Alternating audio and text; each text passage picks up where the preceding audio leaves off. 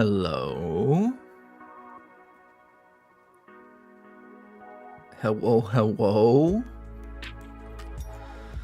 Oh, you guys, if I sound out of breath or too jacked up or any other way that might sound like I drank way too much coffee today, that's me. That's me. That's Mr. I drank way too many coffees today. I just thought a little sippy before stream. Well, it wasn't even before stream. It was an hour and a half ago. And then like about an hour ago, I was like, why do I feel like I'm running a marathon? It's like, you drank 4 coffees today. Oops.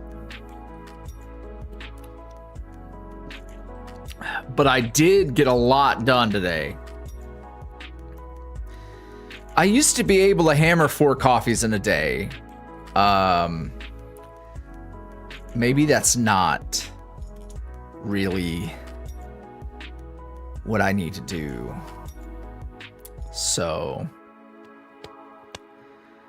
Scarlet Torchic, hey, that reminds me. Look at me, Thea. It didn't take but 2 minutes for me to remember this. Hey, if you participated in a raffle during Extra Life, check your emails. Winners were emailed several weeks ago, except for Scarlet Torchic because I forgot. Winners were emailed, and a lot of people didn't respond. So check your email. Check wherever that might have gone, because you might be a winner. So do that. Otherwise, we will be redrawing winners because you've been emailed multiple times. Oh, so much coffee. So we have so much to talk about. First off, Seth plushies. I did not think we were gonna get this far, honestly. So for those of you who paid attention during the Alphonse plushie, I did a lot of promo, but life has been kicking my ass the past like 2 months. And I have not done nearly as much promo for Seth. I'm going to be banging the drum loudly in these final days. I will be making memes. I'm gonna, maybe tonight, I don't know. I was gonna do that today, but I ended up doing a bunch of other stuff I'm excited to talk about. I was gonna look on TikTok for some good like CapCut template memes for some Seth plushie shenanigans. We have 3 days, like 3 days on the dot, actually. They gave us more than just a week. There's a couple of extra days, probably because holidays. They probably thought like, hey, maybe it can go a little further than that. So honestly, 400 was my baseline goal for both Alphonse and Seth. And I did not think we were going to sniff 500 for Seth. So that's pretty cool. I've already bought mine, which is a lot. I bought a bunch of extras. If we don't meet 500, what happens? Nothing. It's an arbitrary goal. The reason 500 is a nice number is because both Alphonse and Charlie made it over 500, and I feel bad because like Seth absolutely should be over 500 too, and it's my fault. So I feel bad. So that's why I'm going to be promoting and all of that.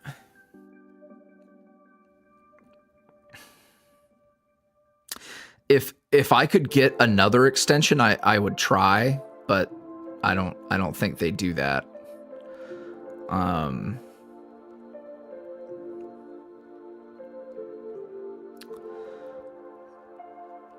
Well, we got, man, it would be cool to do a celebration if we hit 500. I already have so many things that I owe from various rewards. Speaking of, so some of you might not even know. Some of you might not even know this, but so Faust has to do a stream, and I want him to play the anime dress up game. Nikki something Nikki, something like that. That's what we're gonna do. It's gonna be fucking amazing. Okay, I thought I could live without having my fan on, but I'm dying here. Infinity Nikki. There you go.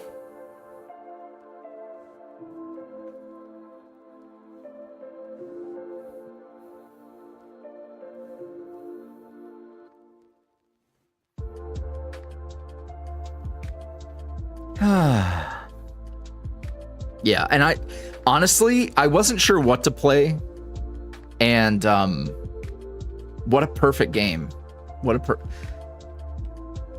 Not dressed to impress.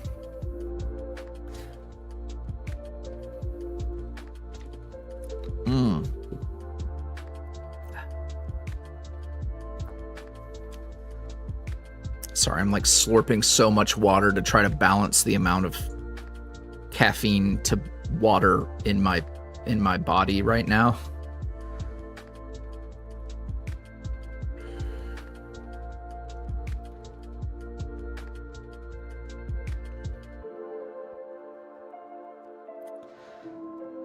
Dress to impress with Faust would be hilarious. If people have fun with the Faust stream, maybe we will consider. There's so much to talk about, y'all. By the way,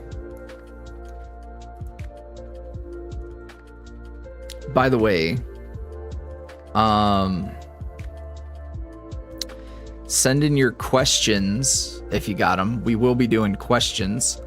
But in the meantime, I have so much to talk about. Let's start with what a lot of people have already seen and been getting hype about. Monday, Lost and Found. It's going down. Oron and Charlie's reunion. I wasn't sure if we were going to be able to get that out by the end of the year. I really wanted to, I mean, y'all already know we've been working on a million things. So, what's the title? What's the title at? It's like something, good intention, something.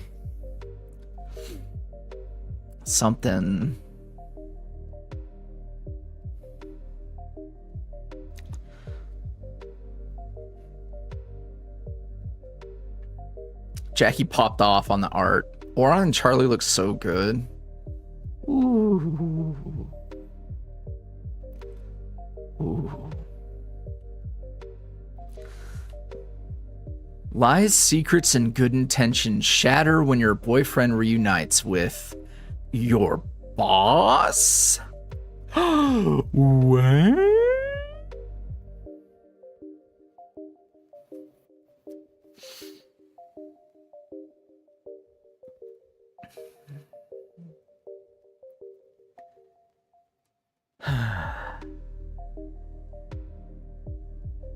Oron's birthday is coming up, so we were able to get that out just in time.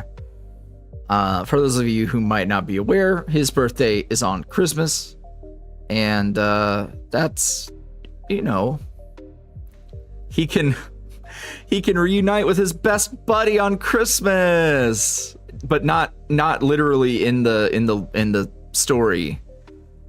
It's more like spring or summer in the story itself, but you know.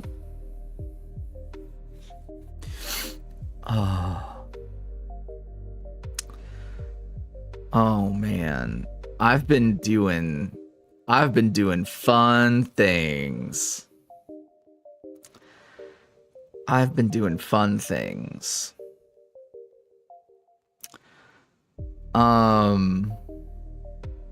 What do we talk about? So people were asking about Oron streams. So here's the deal. Because his birthday is on Christmas, we won't be doing a stream on his birthday proper. But, and it's not scheduled yet, but put it down in your calendars. Saturday night, this Saturday night, 6 p.m. Central, we are doing the Emo Oron design stream.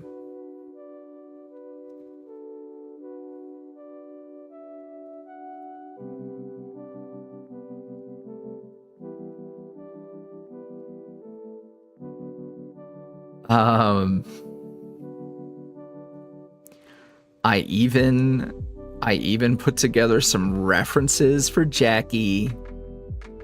It's gonna be delightful.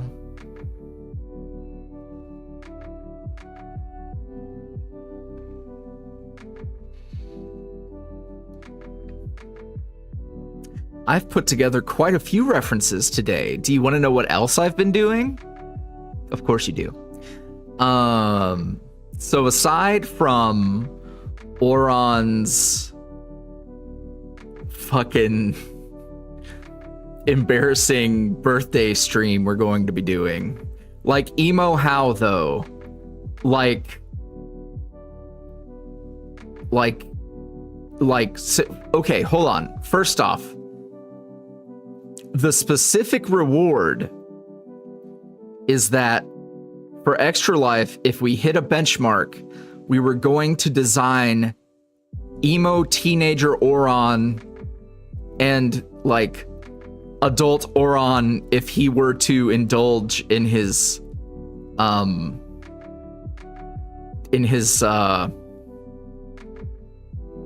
tastes. I don't, what's the nice way to be like elder emo vibes?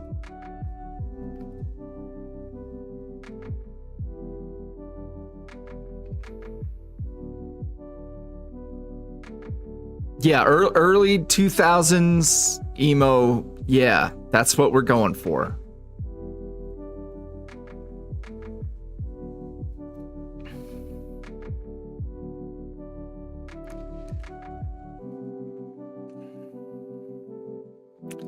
Yeah.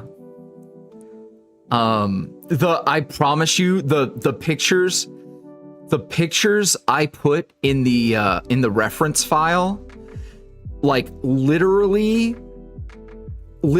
it's that fucking, it's the boy from MySpace. Like that's what we're looking at here.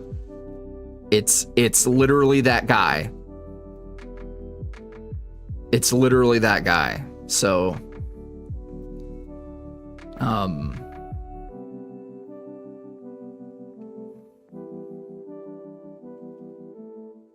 I hated that guy. Only because I was not as popular as the emo kid. The one who wrote your handle on his hand and took a picture. I want to scream. I want to scream. Maybe we need to have at Rook on his hand or something while he's making a little heart. Oh my god, I'm gonna vomit. That'll be a lot of fun. So clearly that's gonna be insane.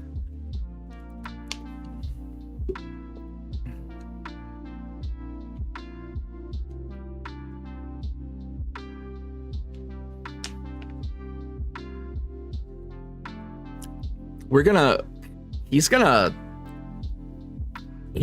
file a fucking DMCA on the stream.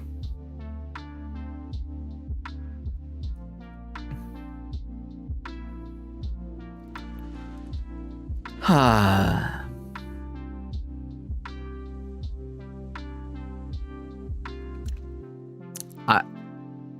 did this. I did it to myself.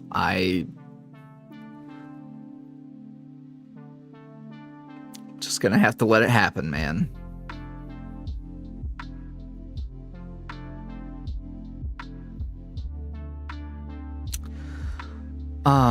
So that's happening. I told Thu to like make a really shit posty thumbnail, so I'm terrified what she might come up with.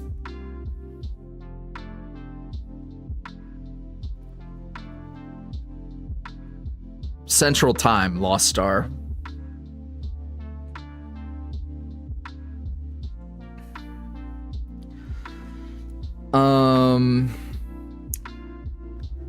So sorry there have not been audios.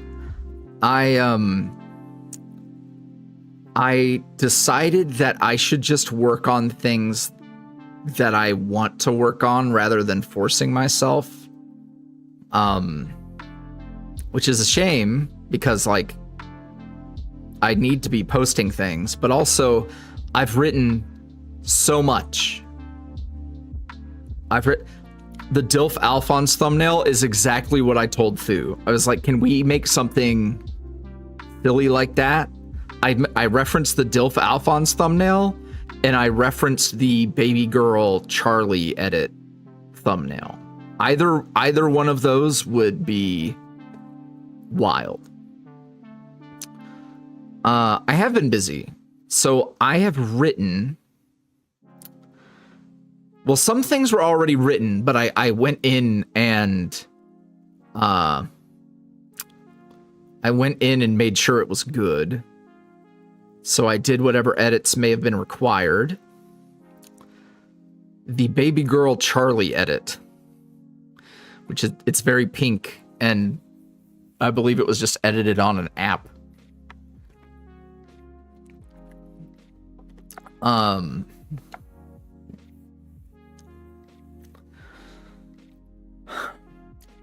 Okay, so what have I been doing? Scripts. There is a big secret thing that no one knows about. Big secret thing. Scripted, and a guest voice actor has been cast as the character that is in it. That's happening.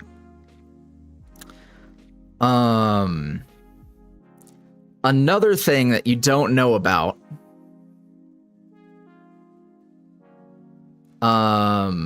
the first 2 episodes of it are written, and I have put together references for Jackie's stuff. Edwin, the priest, will be involved.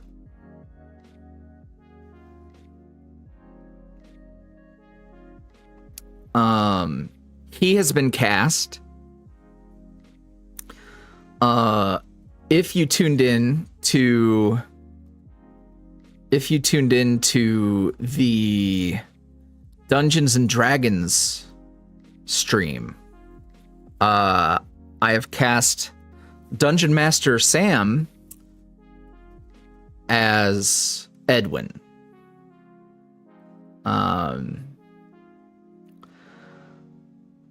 If anyone is suited to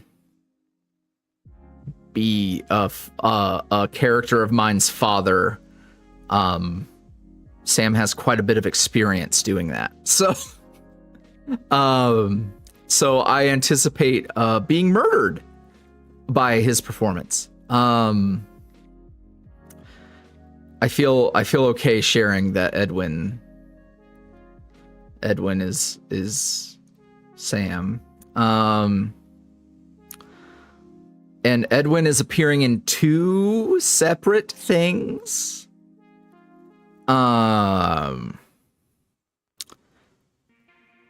he has been very fun to write. It's two very different vibes. One, he's very familiar and comfortable. He kind of sets aside the priest thing. And in the other, he's much more...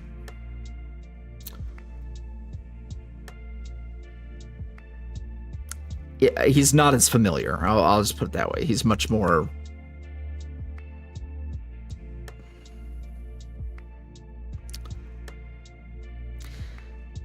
Funny thing about Phineas. So I have been...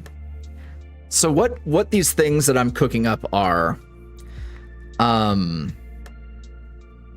What I've been cooking up are what I'm calling Evas Origins. It's a collection of stories that all take place before Echoes of Evas and involve characters and events that take place before the story of Echoes, to kind of give you a frame of how our characters ended up where they are. And yes, it is all going to be on YouTube. The only one that I have specifically talked about before is Thomas's story.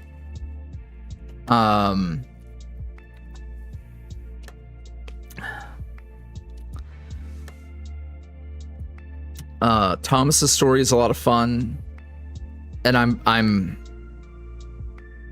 very excited about the other things that I'm not spoiling yet. But back to talking about Finn. I have been thinking about how I would do a Finn Origins, and all that I can say is that I don't think I should do it until Echoes of Evas happens. So I think specifically the things that will be referenced in his origins are his time at the College of Mages, blah, blah, blah, blah, blah. And I shouldn't tell you anything about it until that first episode of Echoes happens. I think it's a better story if you don't know. I think it's just a better story if you don't know. That's the one thing that I think, like, there's a lot of stuff you should know, but I think there's one thing that's going to be a better experience if you don't know until after. But I've been thinking about it. I have a billion ideas, but the problem is I can go write it. That's the thing. I can go write it. I could go write it.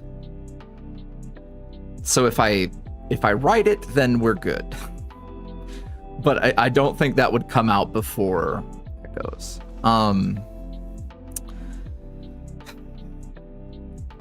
What else? I've been trying to think of other origin stories that would be good for you guys to know ahead of time, and there will be other ones. Excuse me. There will likely be more origins that happen while Echoes is ongoing, because they all take place to varying degrees of time in the past.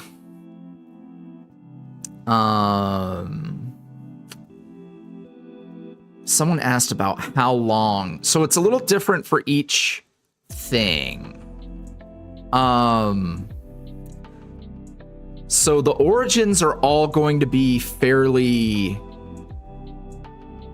Are we lagging? The internet's been a little funky tonight. But this is not the same as before because we are plugged in. But the internet has just been wonky for some reason. So it's probably me and not ye. Fuck, what was I saying?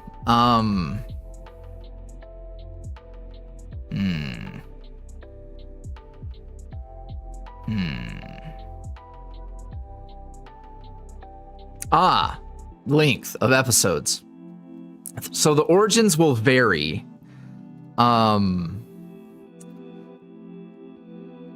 They should, I mean, they are kind of beefy, but they will not be full-on productions in the way that the art will not be like the amount of an episode of Bittersweet or something. My goal is for them to have one art that might have expression changes, but just like one shot. So like the recent Lost and Found stuff.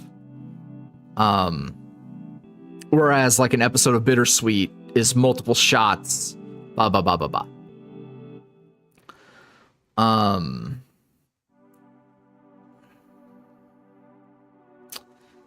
Yes. What else?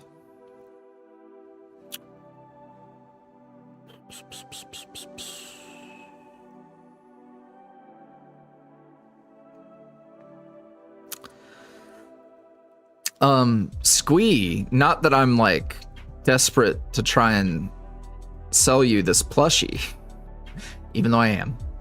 I'm pretty sure you can change your address before the shipping date. I'm pretty sure.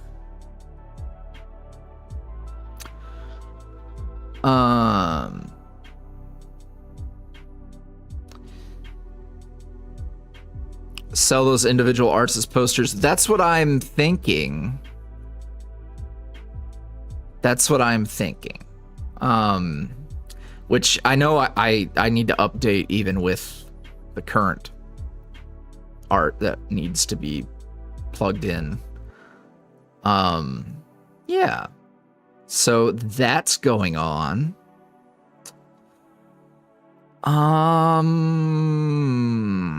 What else?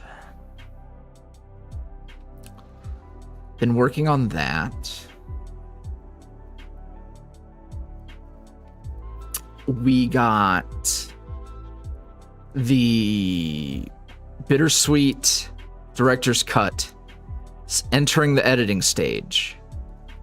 The other thing I have been working on, okay, there we go, my brain kicked into gear. The other thing I've been working on is an entire rollout plan leading up to the Bittersweet director's cut. So what we've realized is that it probably isn't coming out before New Year's. Not like late into January, but with the holiday being right here, it's gonna require some time. And what I've told Thu is like, I would rather us get it right than try to rush it out the door. Like we didn't come all this way and do all these things that led to delays and all this effort to try and make it the best possible thing we could make it, only to like fumble at the end and then be like, oh man, if only we had more time. Like we can have all the time. We have all the time in the world. We don't have to break our backs to try and get there. So what I've been doing in the meantime is cooking up different promo things. So an example of the type of stuff I've been working on is like, if you saw the Charlie promo from today for the Lost and Found episode, little things like that. We have, if you remember from the chronologically most recent Bittersweet episode, the New Year's episode, we had little 1x1 images with the Bittersweet word mark of the new artwork and then a little blurb to go with it, linking to the premiere. I really love promoting it that way. It's a lot of fun. I enjoy it. people usually lose their minds over teasers and things, so I've cooked up, I think there's 6 or 7 of those. So what I've done ahead of time is go and write the posts. That way it's not like, oh hey, I need to post this today. Now I have to really think of like what the fuck it needs to say. Well, I already know. I just have to copy paste. There's also, and y'all are gonna laugh. So for what I'm pretty sure has been like 2 years, have had a template for did you know type posts. So it's like a 1x1 image where it's like, did you know? And a little trivia fact, and then the artwork that's plugged in is relevant to the fact. And I've never gone and I've never utilized it, even though it was my idea. I was inspired by like film Twitter is kind of where I got it from. And I thought it would be a really fun way to make social media posts. So I cooked up a shit ton of those. Like, I don't know how many. It's a lot. Some will be, not all of them have to come out before the premiere. They will just come out during the rollout. So that's a lot of fun.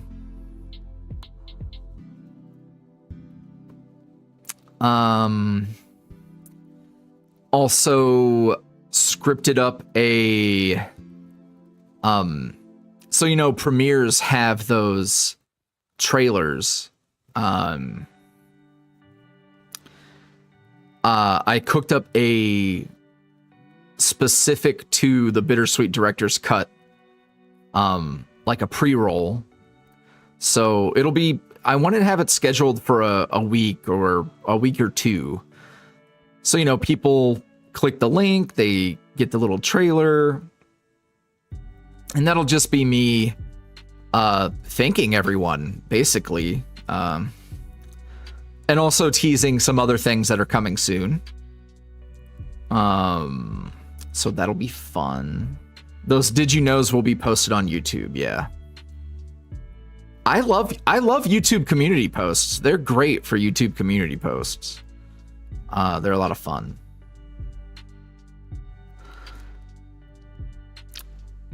Like a Spotify. It's not a Spotify rap. Spotify wrapped.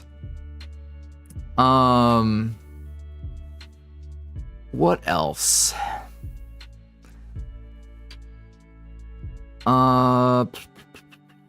Also giveaways. So we have had a lot of success doing a like, hey, enter this giveaway by like engaging with this tweet and doing this other thing and blah, blah, blah, blah, blah.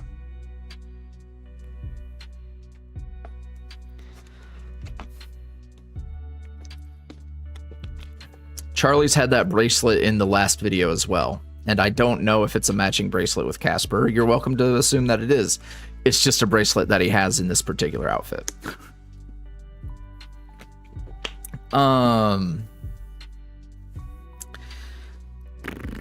Giveaways, yes. We've had a lot of success with the like go like and retweet type of things. So I made a really cute thread that people will be able to go and like and retweet. And then I'll come up with some other ways. There's other stuff I want to do where we'll do a fan art thing. We will do probably a fan art thing, a meme thing, and then a general anyone can enter thing. I think would be fun. One of those will come out before Bittersweet. Another one will come out after Bittersweet. Essentially just trying to get people hyped, pretty much.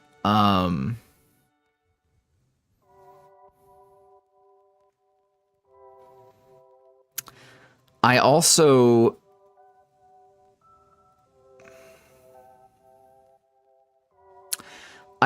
think that perhaps this whole thing where I've like just gone and worked on what I wanted to work on has really healed my brain. And I might, don't quote me, I might try to prioritize getting a new episode of Bittersweet out. Because I don't want to build all this hype for Bittersweet and then it's going to be another 6 months to a year before we even fuck with them again. And now that I've broken myself of this thing where it's like, oh my God, I have to do it this way. If I don't do it this way, it's bad, or it's a waste of time or something. Basically, the whole reason I was like, oh, I have to have multiple episodes ready. I can't just do them as they come, whatever, was, I mean, yeah, that's great, but also it's been a year. It's been a year since the last new episode of Bittersweet. So like, is it working? Is this whole, oh, I need to do it all at once thing working? No, it's not working. It's not working at all. It's fucked. So I think I've gotten over whatever this mental thing that I had going on. I think I've gotten over that. So I feel pretty good about it.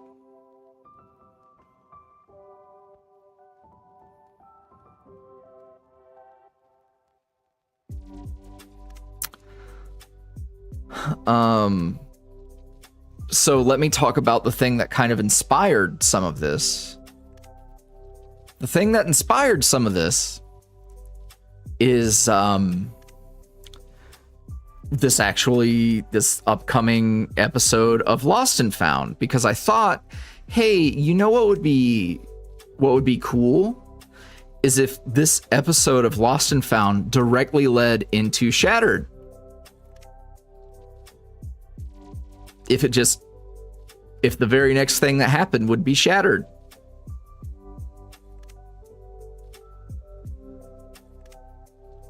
What if we just did it? Like, what if we just did it? Like, what if we just did it? Now, for keen-eared and eyed listeners, you would know that the next thing that's supposed to happen is the Oron broom closet thing. So, huh.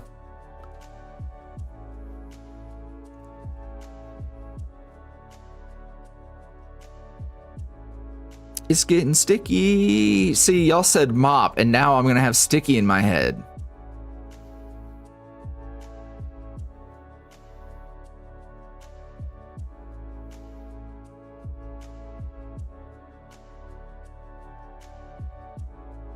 I think my favorite holiday TikTok meme that I've seen has been the sticky sound, but it's all the like band like wiggly toys going off. That's amazing. It's amazing.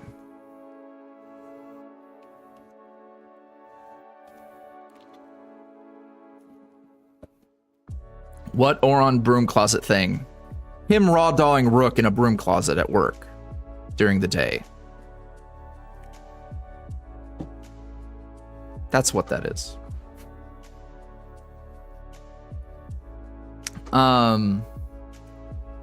So yeah, while I was contemplating, basically I was trying to do the setup for the fucking broom closet audio, and I was just like, I want it, but you know what I really want? I want to get there in a way that tickles my brain. So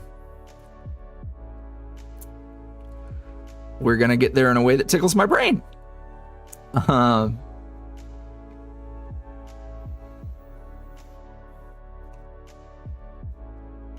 And I can confirm Trish will be making, well, I don't want to say an appearance. She will not be featured in the artwork yet. But she will be yapping with Oron.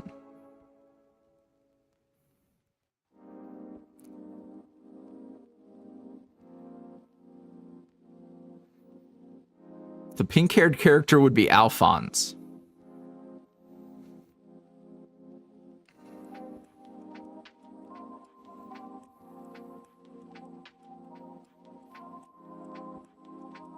Yeah, one of the, so don't quote me on this, but so long as no one is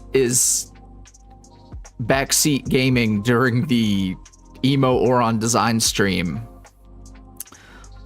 we will probably be having another design stream fairly soon. And Trish would be next up.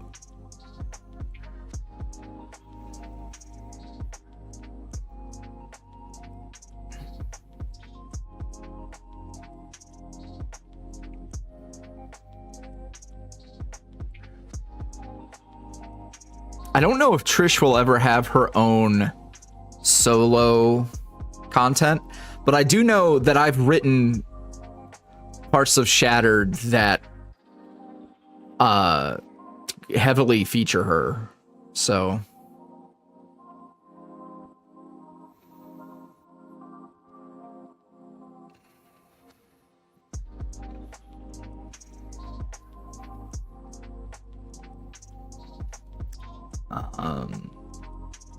very, very exciting.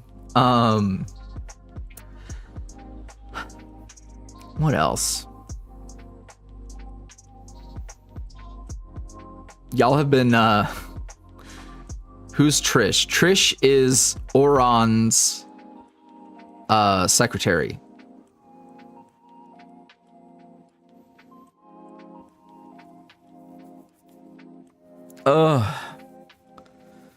So yeah, a lot's going on. I have shit that I need to do and record still. Like, there's stuff that's already...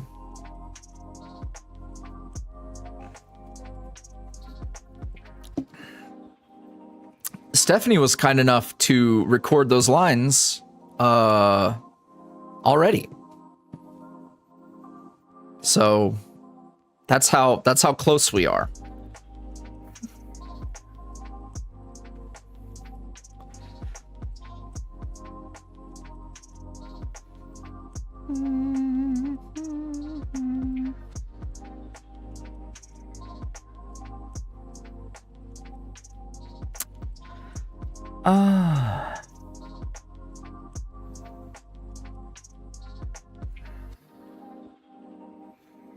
I don't know if we're ever gonna meet Oron's mom. It'll be a while. It'll be a while.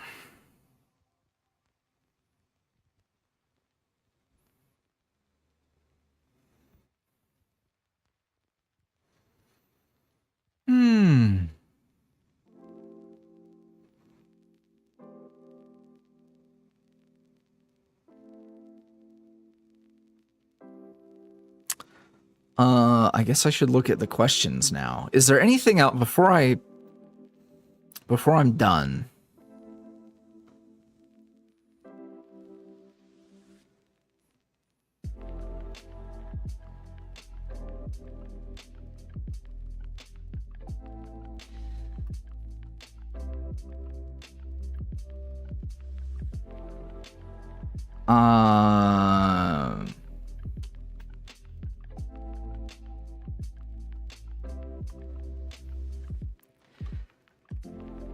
Are you gonna start Shattered first or Bittersweet after Monday? 6 more. What?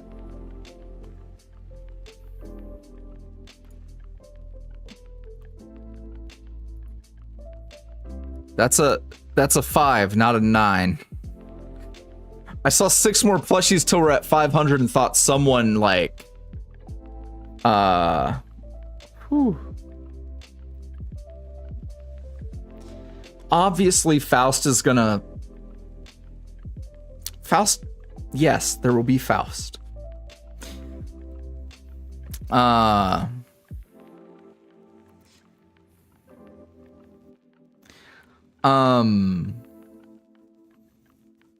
Shattered would be coming first.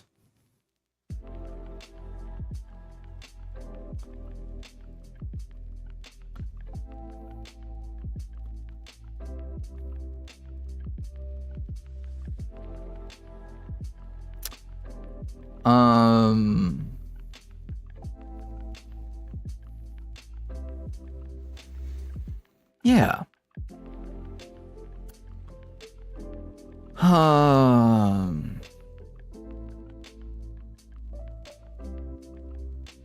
Yeah.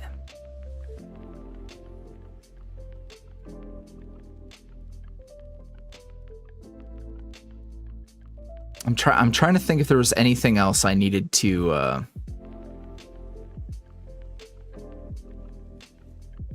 mention before I start. I bought 30 plushies in one order.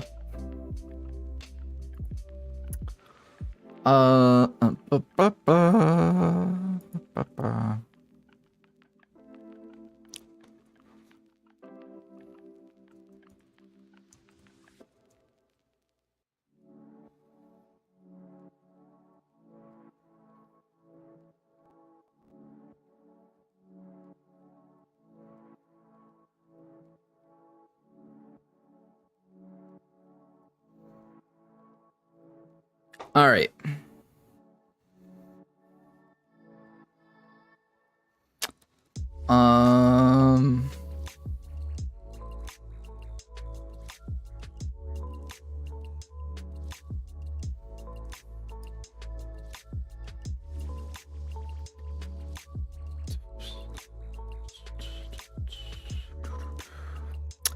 Derpy asked, what is your dream holiday present?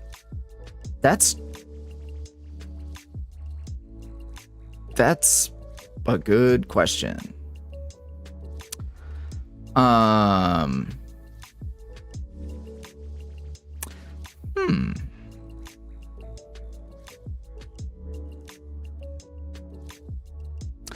not sure. I'm not sure. I just like little things that people get when they think of me. That's the best thing at this point.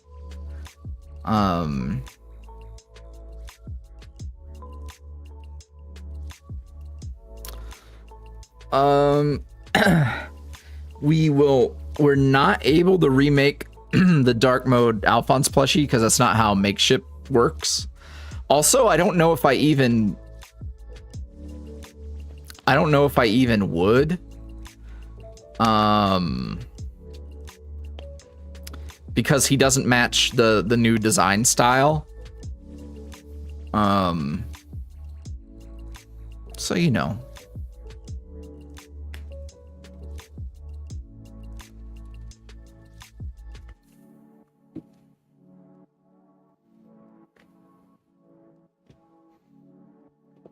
Lisa Chu asked, what are your opinions on people shipping your characters? Like, I know there are listeners, but what about Oron and Jack or Finn and Lucian, for example?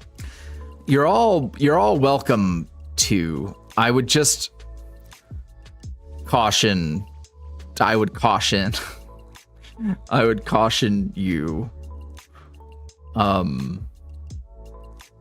Because people tried to immediately, when their designs dropped, ship Oron and Faust, and I had to spoil that they were,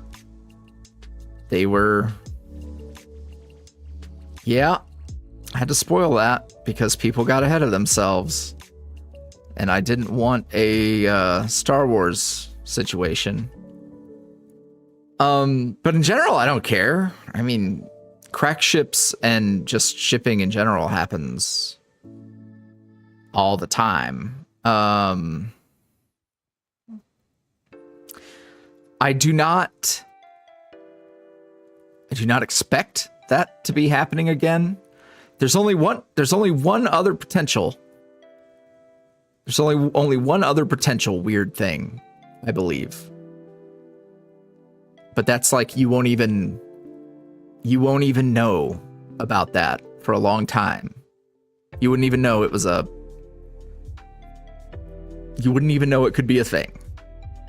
And I don't think it would ever happen.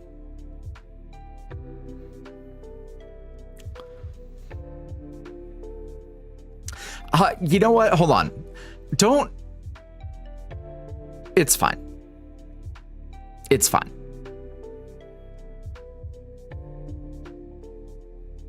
It's fine.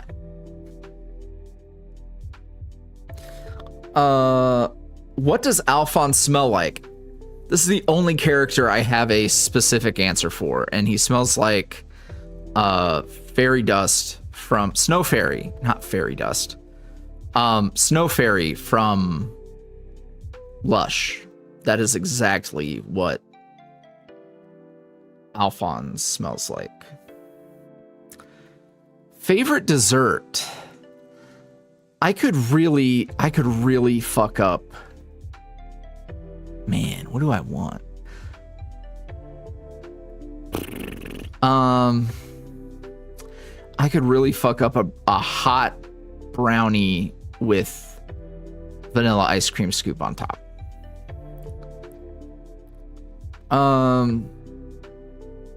Kat asks, since it's confirmed Casper is Oron's driver, did Casper hear Rook and Oron when they went on their date? No.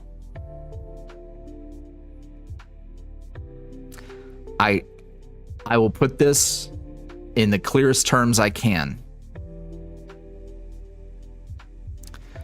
Charlie was offered a job as a driver literally a day or two before the events of that evening in the car. For it to have been Casper, several things would have to be true. It would mean that Oron would have had to preemptively gone and found out, digging through Charlie's past, something about a childhood bestie. Or, and this is even worse, by chance, they just happened to be a driver. So that's what that is.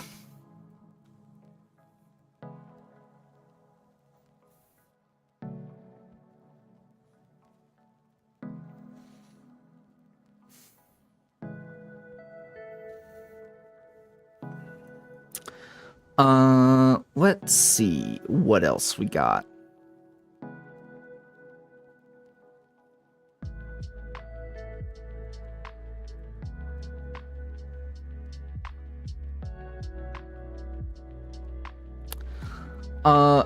If you could immediately gain proficiency in one skill, language, art, instrument, etc., what would you pick? I would love to be able to sing. Fuck.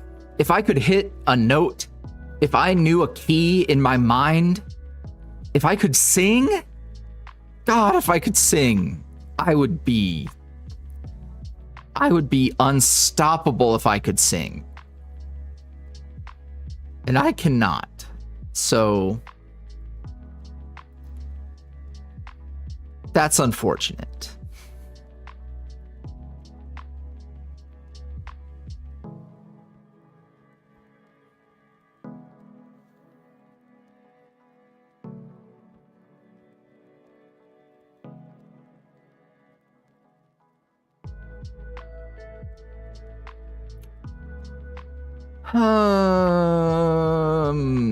So excited for all the end of year happenings. What has been your and the team's highlights for, shall we say, this clusterfuck of a year? I'm gonna be honest. I don't really need to know if people have listeners that are related. I'm not. You're welcome to meme. You're welcome to do whatever you want. But like, also have the self-awareness to realize how exclusionary it is to be like, some of us have a ba, like you have a cool kids club who have made a complicated web of connections between listeners, which is great and cool for you. But also it feels like you're talking about your high school lunch table. So be mindful of these things. Also, like, nothing like talking about the canon of your thing and somebody being like, oh, well, my head canon. It's like, cool, man. I'm literally trying to clear up something and you're gonna make it more confusing for people. It's probably not the time. Thank you.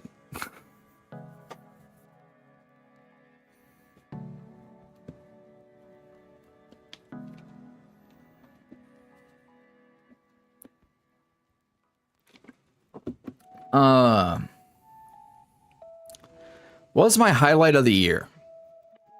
What was my highlight of the year? Asking me when I have like memory shenanigans. I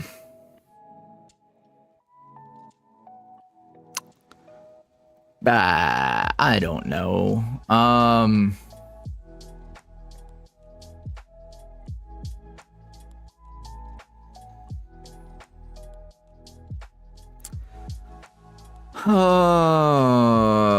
I don't know, man. This year's been... I don't have a thoughtful... Hosier with Friends was good.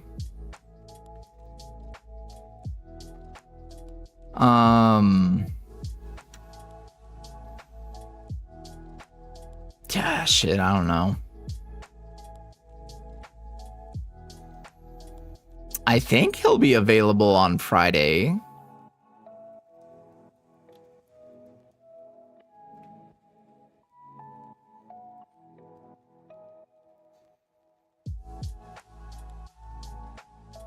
Sherwood was fun. That feels like that was a million years ago.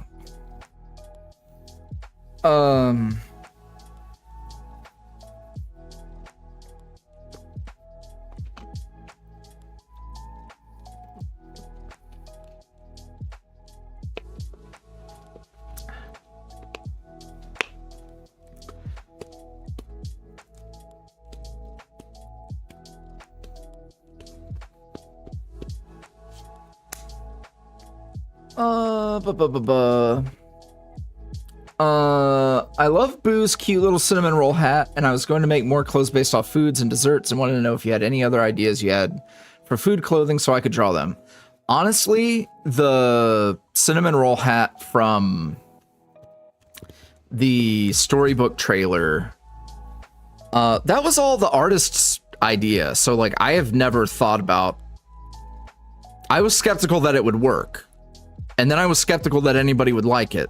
And thankfully people liked it. But like, I was so scared. Because the first idea was trying to make like a hair bun on their head that would be a cinnamon roll. But I think they realized like that's way too difficult. and it probably wasn't like translating well.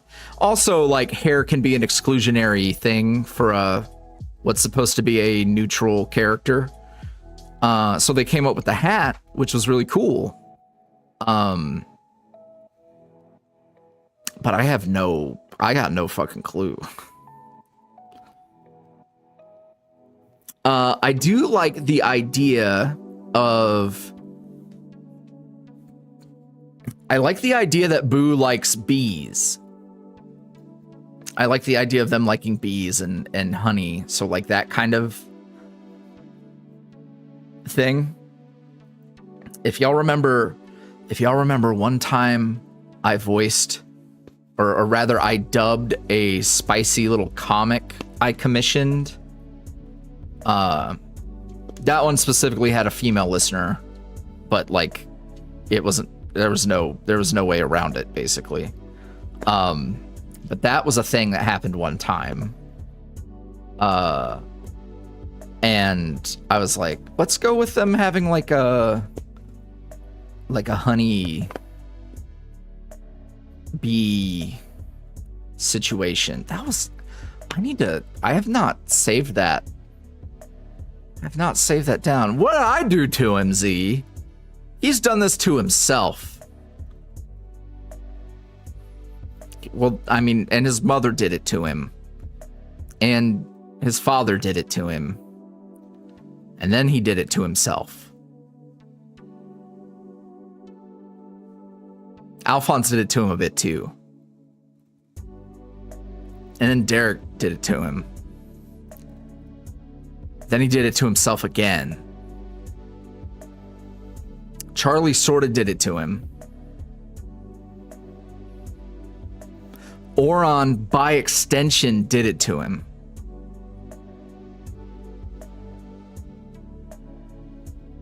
I think the only person whose hands are clean are Dee Dee's. He's ran through.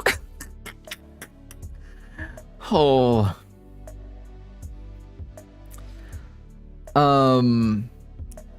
Standees is merch, like the teeny ones you can have on your desk.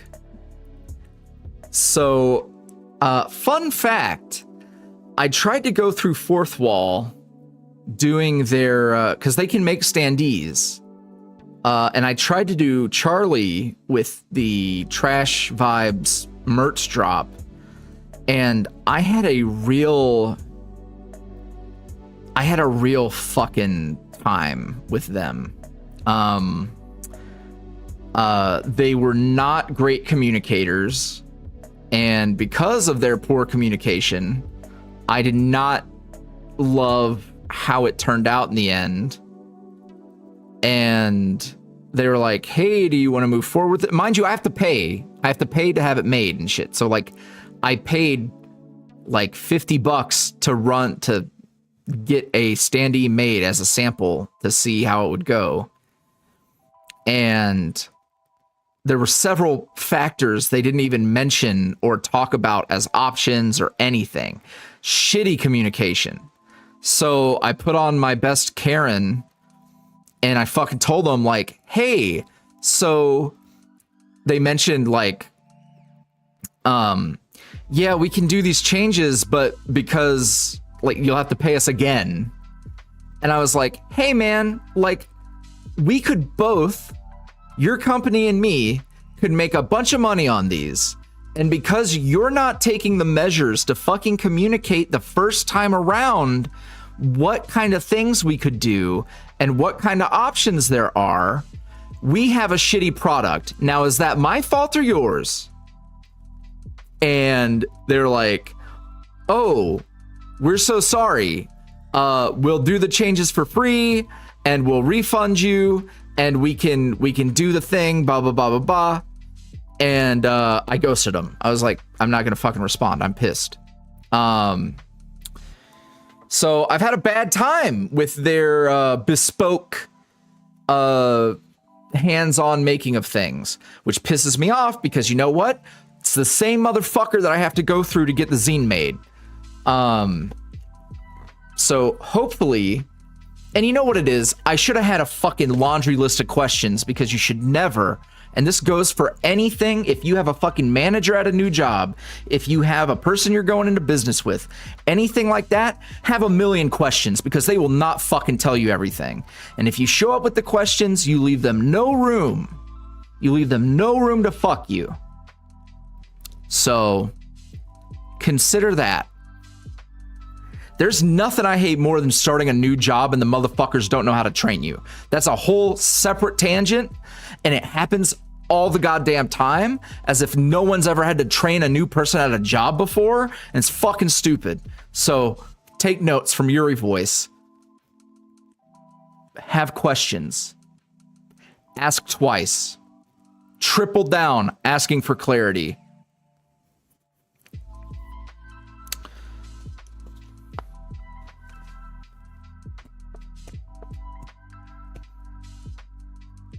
Yeah, I've looked at Vograce. The only headache is that I would have to do all the shipping myself. But with the way that we've got things set up now, it's really not that bad. Shipping's really easy from here. So that's probably what I'm going to do. I'm going to go work with professionals. Pissed me off, man. Pissed me off. And pissed me off because I'm going to have to fucking... I bet you it's the same person. I bet they have to do all of it. I bet they do all of it. And the whole thing with the zine, it's obnoxious because I have to go through them, but the partner they have for making zines and stuff is the same people we've used before. And there's a like default interest form you have to fill out. It's like, give us all the images you want to use. And it's like, I can't give you all the fucking images for what we're going to make because there's a billion different rubrics and like different settings, different color settings, different proportions, a million other things. And your little fucking deal is not encompassing what I know we're going to need to talk about. I gave them that feedback and they said they'd be working on it, but they have not fixed this.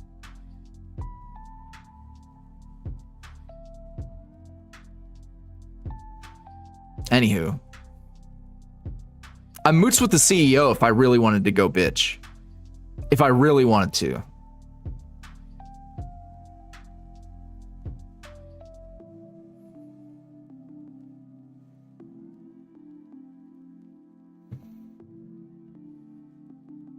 That feels good. Was that as good for you as it was for me? That felt good.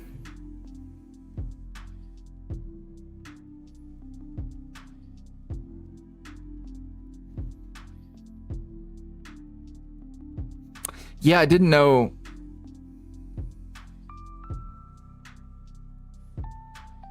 I didn't know I had that in me. I really value fucking communication. I really value communication. And like, whenever I fuck up, like whenever I do not communicate thoroughly, I feel bad because communication is important. And if I like fuck up somehow, I take that very seriously. So also, like, I don't know, man, if creators are how you make money, maybe you want to empower them to make the money. Like, you give me the tools, I will make the money. Like, I can get it done. And being like, oh, well, you should have read the fine print that it was a double-sided, like, well, why the fuck didn't you just ask me if I wanted something on the back? You could just ask a follow-up question instead of making something that's shitty. Anywho. Whew. That feels good. I feel so much better. Mind you, this happened like a month ago. Like, this isn't even a thing. It's not even an issue right now. I just really had to let that out, I guess.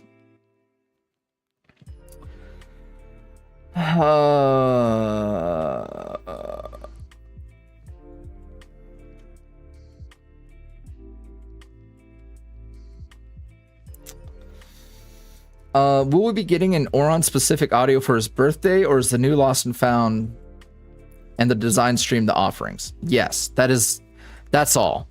Especially because if we're going to actually, I don't want to shove anything between Lost and Found and the next Oron thing, because it's like tonally not a thing. There might be, maybe on Patreon I'll do something Oron specific just for birthday, but I would not expect anything else.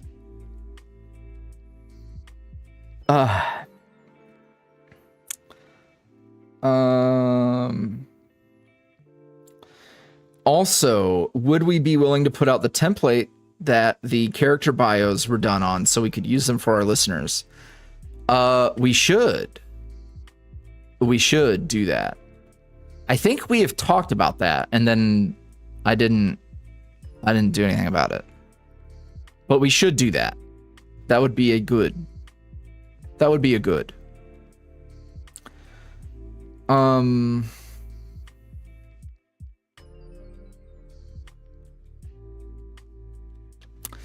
Will we ever release an Oron plushie? Yeah. I would like to do all the boys in their default state. I question. I'm scared of how they might do glasses. I need to go see other plushies they've done that had glasses and see like what we might need to do about that. I feel fairly confident. That Finn should be next.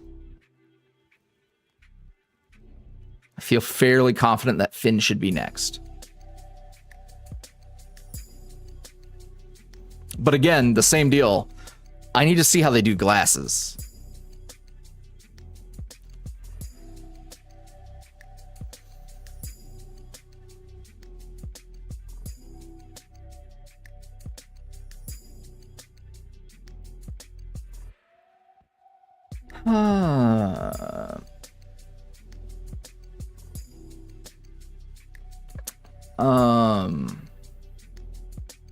Pinkashoe asked, is there any sneak peek I can give for the next episode of Lost and Found? And their birthday is on the 22nd, so just in time, or rather like a day late, but just in time.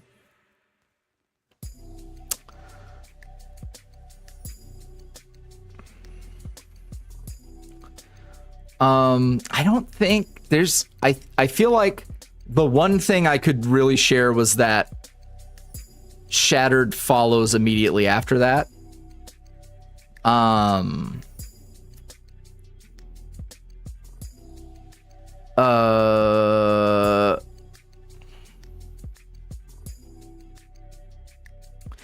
can say that Charlie is emotionally intelligent enough to know who is to blame for the situation. Because I've seen some people be like, oh my God, I hope he's not mad at us. And it's like, you know, I'm always very deliberate. Ever since that episode of Bittersweet, where people couldn't stand Alphonse being rightfully like bothered, and they were like sick to their stomach, fam. They were sick to my stomach, fam. So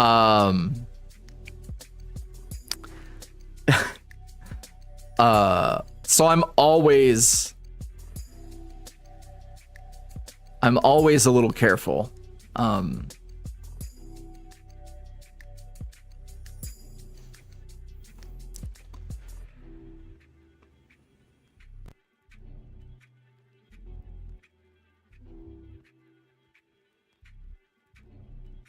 But also, like, I don't, even though, like, so here's the thing. If it wasn't some self-insert-y situation, if it was just a story,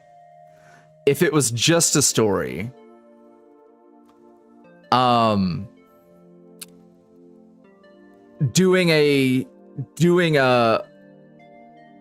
bit of tension between Charlie and Casper would be cool. But like, here's the thing.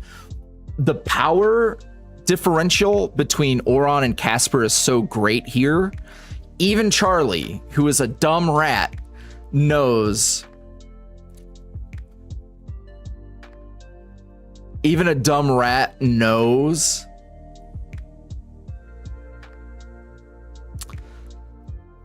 that, like, who's to blame here? Who's to blame here?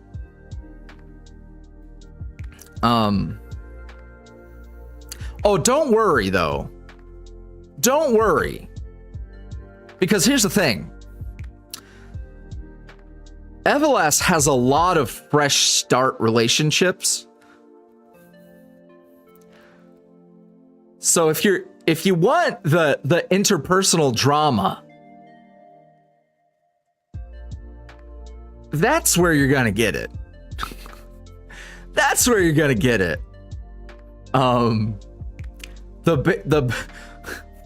The baby-proof locks will be taken off, and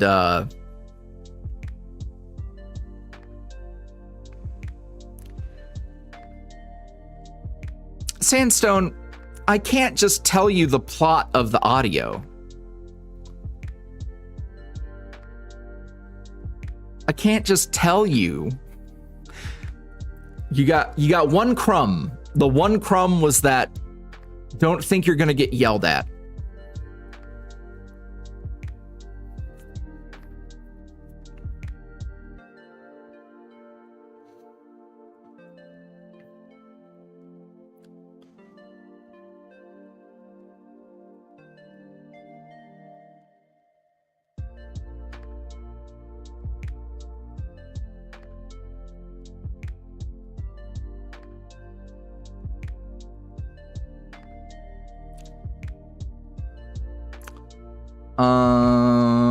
Let's see what else we got.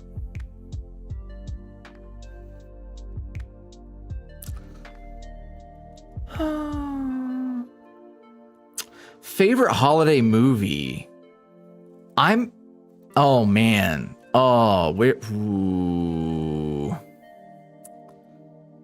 My heart immediately said A Muppet Christmas Carol. But I have more.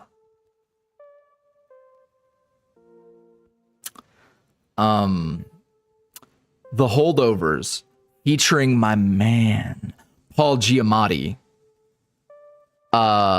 is probably my favorite proper movie that is Crimbus. I'm sure there's others that I'm forgetting.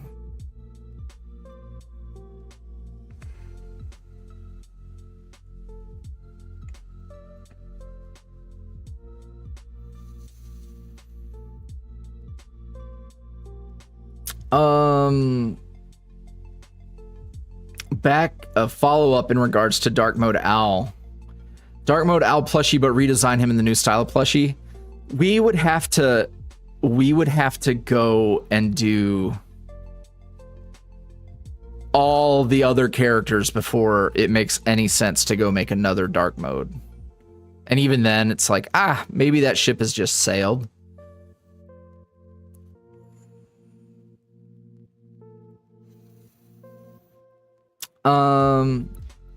Do you think you will be able to show listeners past if they even have a past? Okay, well, that's vague because there's a lot of listeners. There are a few listeners who so Boo is a good example. Boo has existed for so long that it feels like I'm playing with fire if I was to go and be like, hey, you know this this original character that is your self-insert that you've had for literally years now. I'm going to create a random backstory thing that you never knew was coming and that was never foreshadowed and is now your problem. That feels like I'm taking liberties. And then you get a character like Casper, who I made it pretty clear early on there was something going on with them. But that's not necessarily their past either. I think, and this goes to Evas again. Let me think about the amount of listeners that are in Evas. I know Finn's listener, Thomas's listener. Those two listeners, for example, they have shit going on. They have very specific shit going on. They have roles and purposes and history that has occurred. It cannot be removed from their character.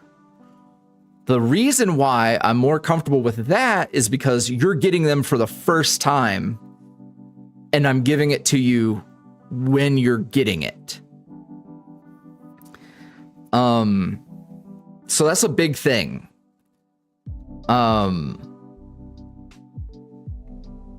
And speaking of that reminds me of something that I talked about on Tumblr, which is kind of my thoughts on Garden Variety Finn and what I want to do with him.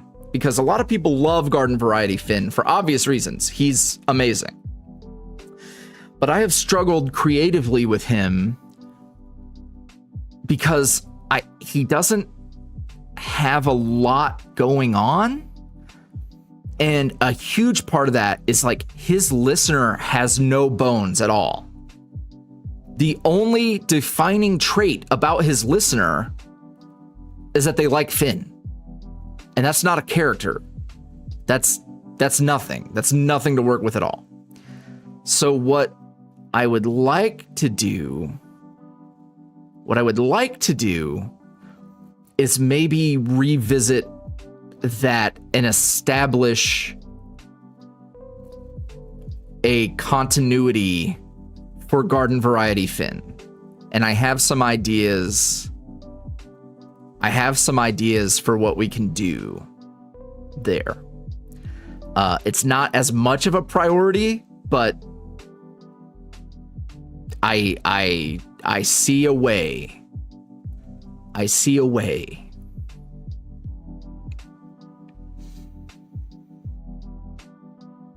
And I was years ago, I was very much, hey, we don't need to put all these characters in the same worlds, in all the same locations, doing all the things in proximity to each other. We don't have to cross all those streams. Ba ba ba ba ba ba ba. And the only one that I stand fairly firm on is Lucian. I stand firm on Lucian because he is a demon living in a modern world. I do not foresee the need to cross those streams specifically. It's already a lot. It's already a lot with what we've got going on with Evas and everything else. I don't want to take an extra leap. But with the way things work, Garden Variety Finn is his own thing. He's his own thing, but so is, in the same way that like Withered Finn is his own thing. So like they are characters of their own. What they're doing is their own thing. They are individuals. So the thing is that like Finn has not had anything to do. But I have ideas. Welcome, Strawberry Cat Cake.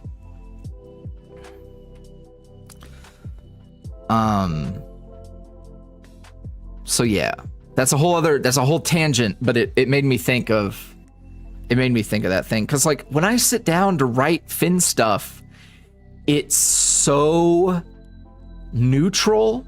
Like we're stuck in neutral. There's no driving force to get anywhere other than he's saying nice things to a person who likes him. And I can make it really spicy because I know how to do spice. I can do that, but it's not that fun. It's just, oh, I've done this. Finn is just garden variety. Finn is the florist who is very popular. Yeah, no, here's the thing, Meg, there's no mystery. It's not a mystery. It just isn't anything. It's just me. I'd have to bank on people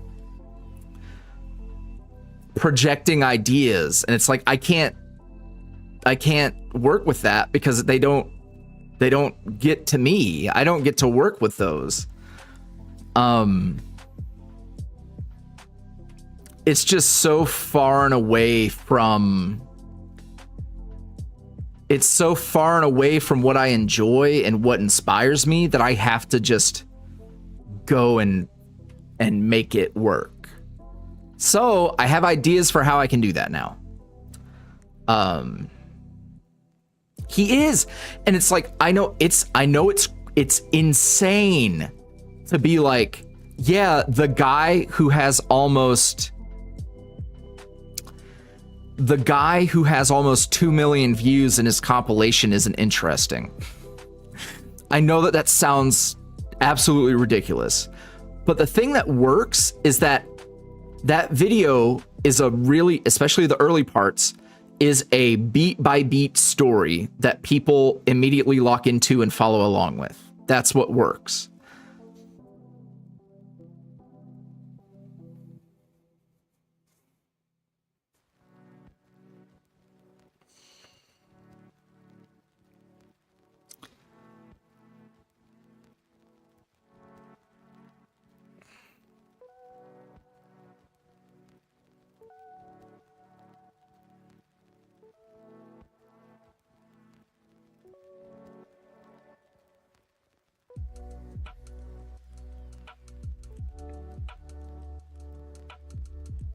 The only on the thing about lines between garden variety Finn and like withered Finn, for example. Yeah, because withered Finn has been like my brainchild. He is a symptom of Finn not having anything to do. So like it's a one-way street, basically, is what I'm saying. So like there was a certain point, especially right around the like yandere versus yandere thing, and the follow-up to that, where I was like, hey, I think I have a thought. I think I've got something. But that, you know, that's me building off of what was already there, which was essentially a pile of not a lot. So the connections kind of go one way. Well, they go multiple ways, I guess. See, I'm saying too much now, but there's I see a way. I see a way.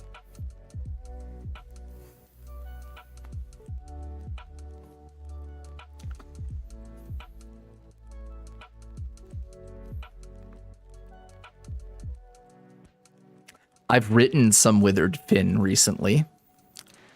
It was very fun.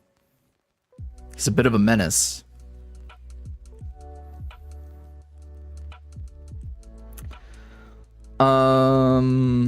Let's see. Any other creative hobbies that you're really into? Cooking, baking, physical crafts, photography, etc. Any that you're looking to try? That's a good question. I've been so locked in.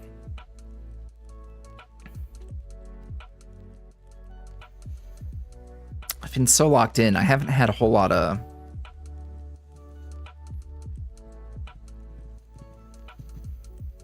I don't know.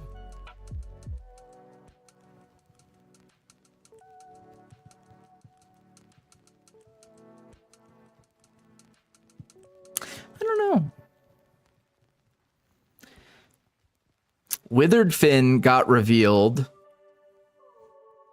in the housewarming stream and is the main part of the trailer for Shattered.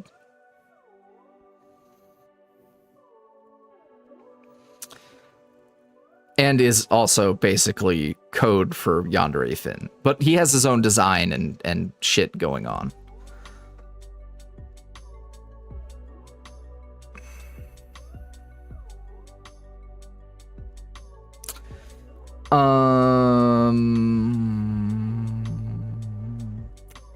I'm trying to think of like some sort of artsy hobby that I could get into. I've always wanted to... I always wanted to film things. Like I always wanted to get into shooting video and stuff, but like I always get overwhelmed and I never bother.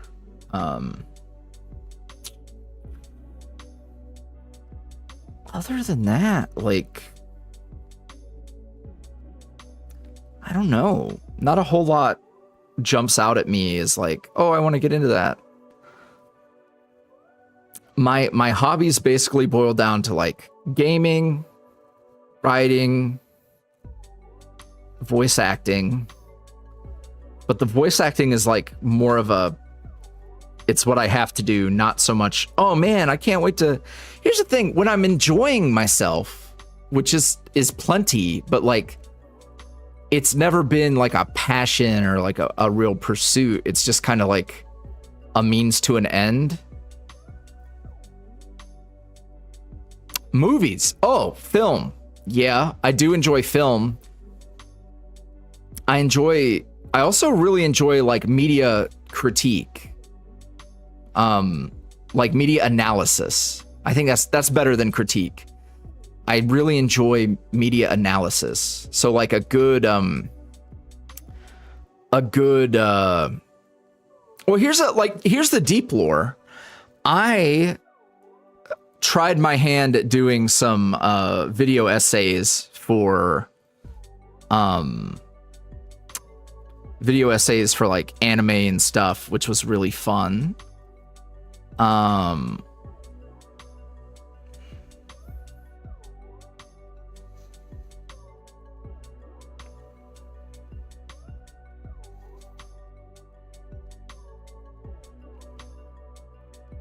That does link to our lore. That's out. The funny thing, Thea found me through that before Thea knew me as YuuriVoice. And then 1, 2, skip a few, connected the dots and was like, wait a minute, that's you. I'm like, oh my God, that's me. It was very fun. I'm big on media literacy. I'm so big on media literacy. And the thing, my issue is and this is something I've had to struggle with as a creator, and as we've gotten more and more into the narrative side of things,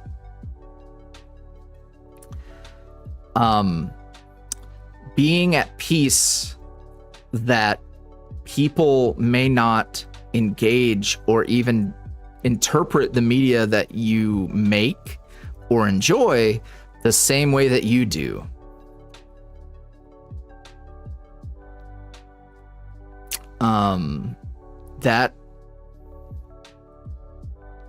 That's tough for me. Not in a personal, you're doing it wrong kind of way, but in a hope for like humanity and and people's intellect kind of way. That sounds really fucking patronizing, but like I just, there are some things that here's a good example of things that get to me, and this is probably the best way to put it. You know what drives me nuts? It can be a tweet, it could be a Tumblr post, whatever. And it's like the most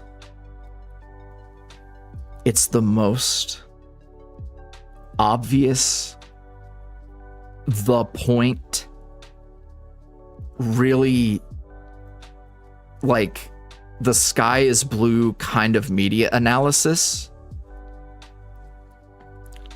And it has like 100,000 notes. because like it'll be like, hey, did you see how this really heavy-handed foreshadowed the thing that it was foreshadowing? And like you see the responses and people are mind blown, and it hurts me. And it's not personal. People, especially people who might be new to fandom and stuff, people are allowed to get excited about that.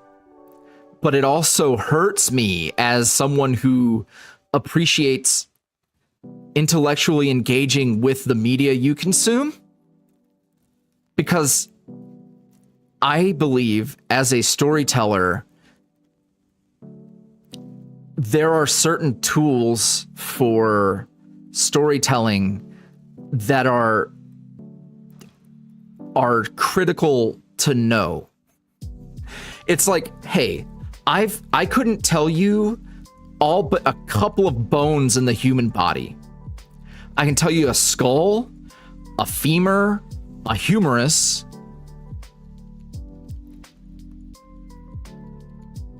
a hip bone.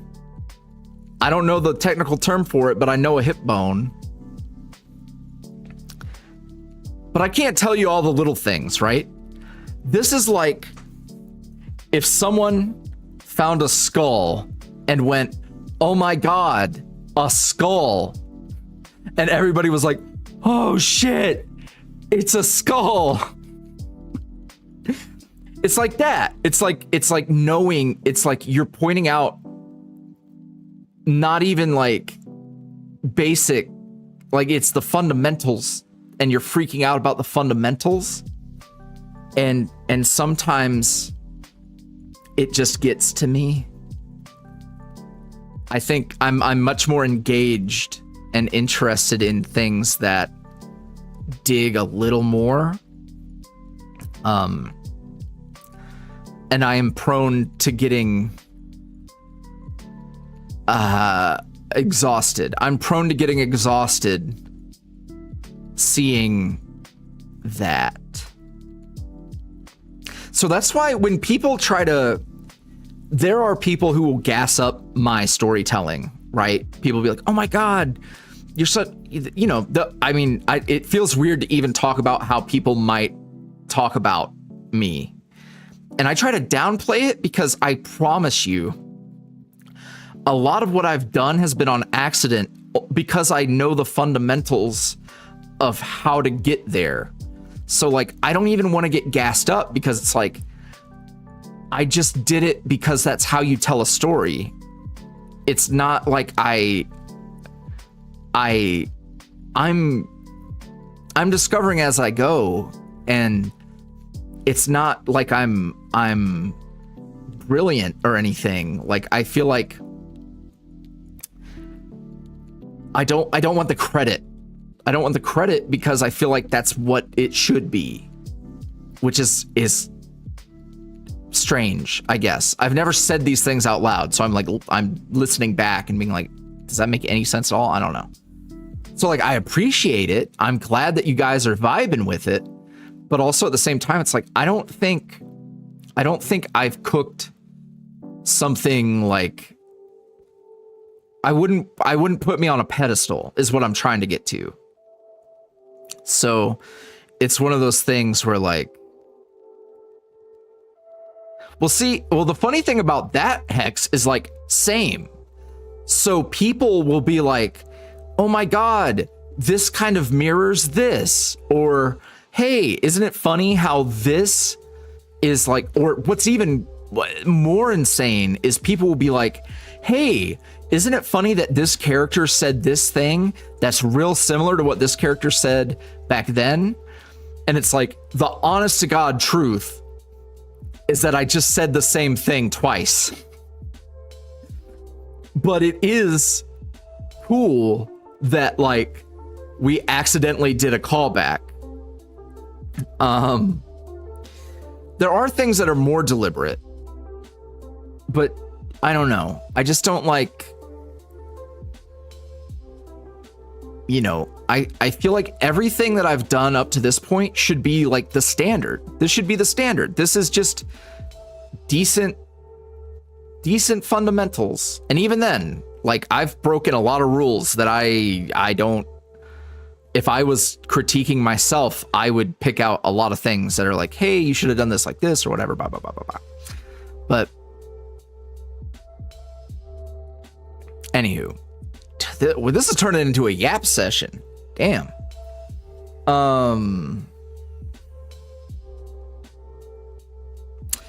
Kai asked, in Bittersweet, more specifically when he appears in chapter 3, is Finn the only magical being there in that world?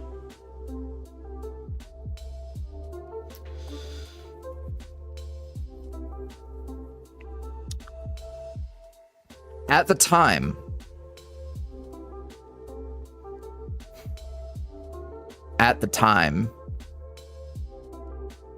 maybe.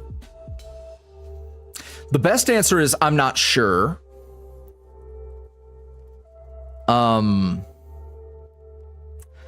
I think the real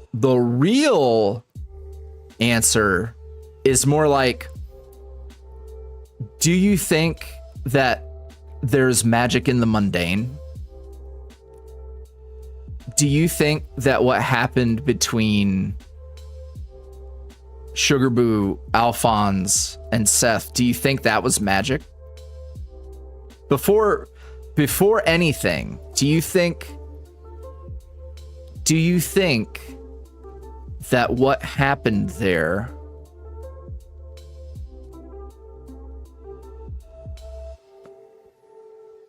do you think that was magic? I think that's, and this goes into, and this was a Tumblr post. It was the middle of the night, and I talked about what like storytelling and writing and stuff, how like that's magic to me. Like I think art is magic. I think being able to transform the way people think and feel through your words is literal magic. It is a very fantastical way to view the mundane, and I like that. And that might sound batshit insane to a lot of people. It probably is, but like when I look at what it's done for me, I don't believe it's not magic. I think there's power there. So the real answer to the question is, do you think there's magic in the mundane? But in terms of magical beings, he was probably the only one there at the time.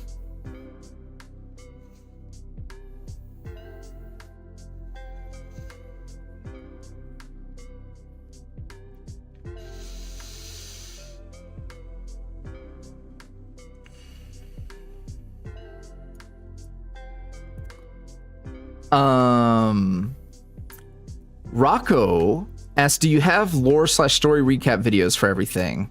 I'd love to have it as someone who dies and comes back to YouTube regularly. We don't.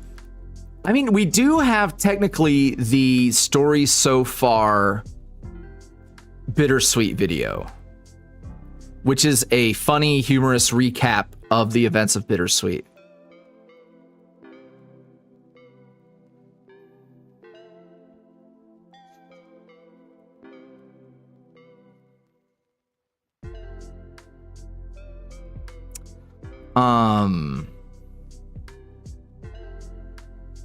But on that note, I am working on a whole ass wiki, which I have not touched in a while, and I need to go get back to work on. But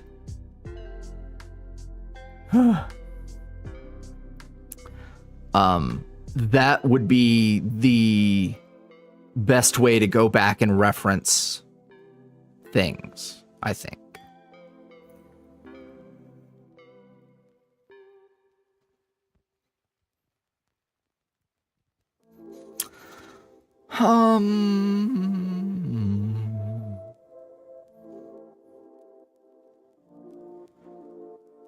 Oh, excuse me.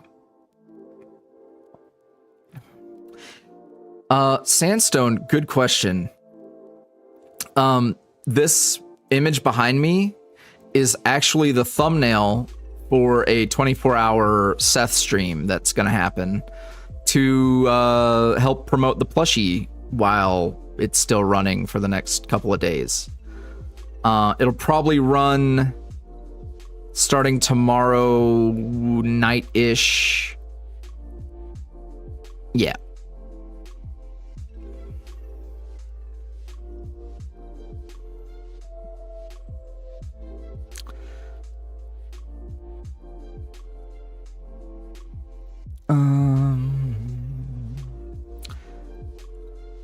Will you ever have your own series as Yuri? Also, I love your mind and creativity as a whole. Thank you. That's very nice. Not as me, because I think that would probably invite some parasocial shenanigans. But Thomas, like my speaking voice right here, I'll probably clean it up a little bit so it's more listenable. But this is probably what Thomas is going to sound like, pretty much. That is pretty much gonna be Thomas, I think. Thomas is as good as it's gonna get if you want Yuri as a character.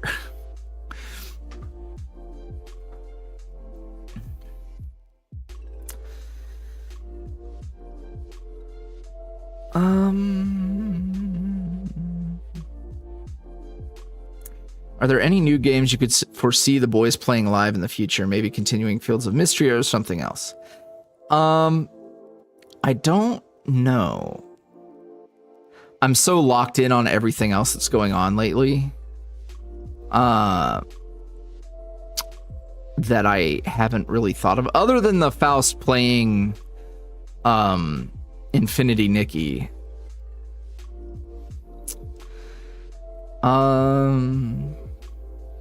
Nova asked if I've read the Iliad and the Odyssey or seen Epic the Musical and such. I mean, I've read back in high school, I think I read. And I'm familiar with Epic the Musical, but I have not done the whole thing. Just a Man goes very hard, though. Very, very hard. The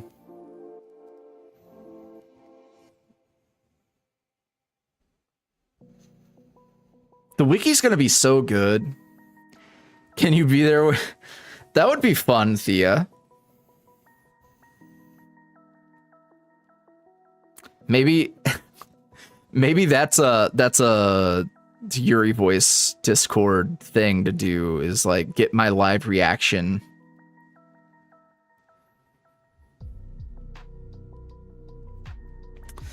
All right, last call for questions. Last call for questions. I should probably question form in the chat. Thank you to everyone who got a plushie.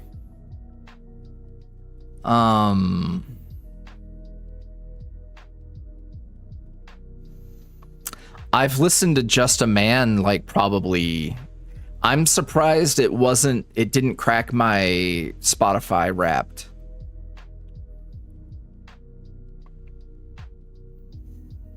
Oh, I got you, Bent Nibs. Would you consider a Hear Me Out food edition between Charlie, Alphonse, and Seth? Just a conversation amongst themselves during downtime when they were with the gang? Or is that something you would want to do live with the YuuriVoice team?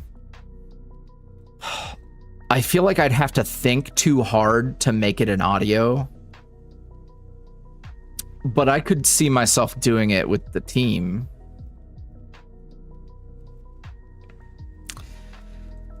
Oh, Just a Man. Just a Man. I feel like it fits for so many characters that it would have to be several of them. Would have to be several of them.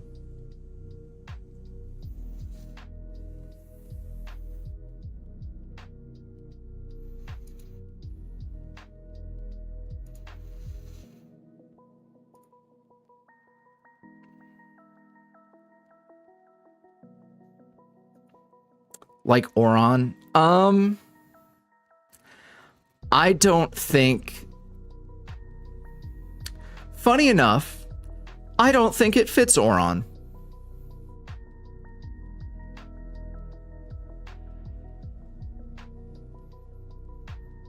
Not right now.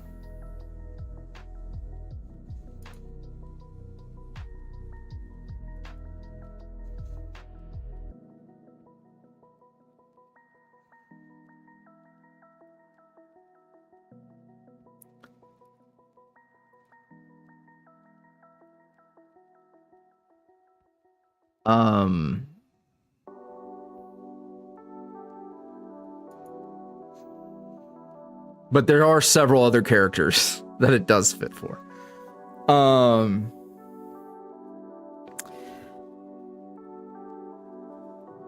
I have not seen Sonic 3 or don't have plans yet. But I am going on... Did we get an update on that? Did we get an update on that? Done it. Sweet. Friday, going to see the Lord of the Rings anime film.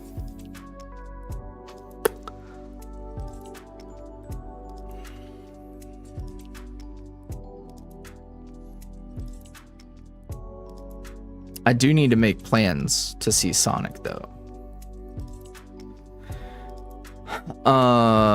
I also have still not fucking watched Gladiator 2, which is insanity. Emrys is such a great name. I can't wait to say his name so much. I really, really, really like that name.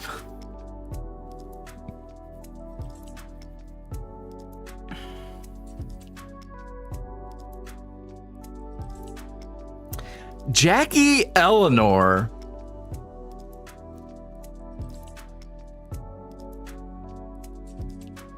Was the "oh, me too" in response to me saying I can't wait to say his name so much? Jackie Eleanor. Oh man. Down horrendous for the big bad. Y'all want to hear something? Y'all want to hear? No, I can't. Oh, I can't spoil that. I can't spoil that. Fuck.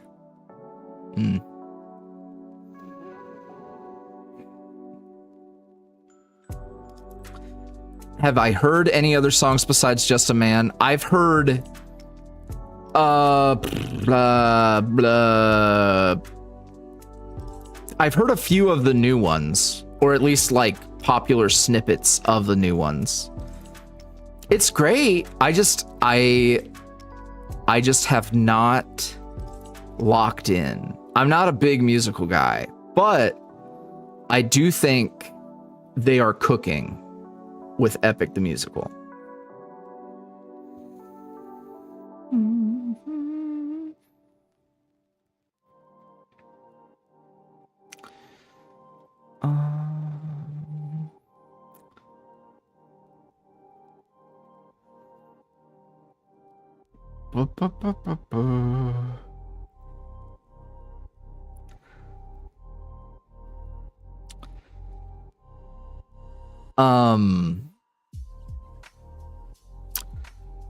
I can tell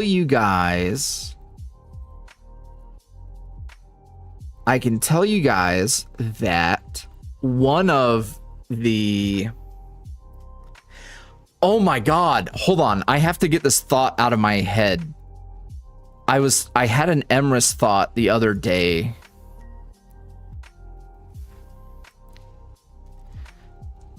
And I need to message it to Jackie real quick.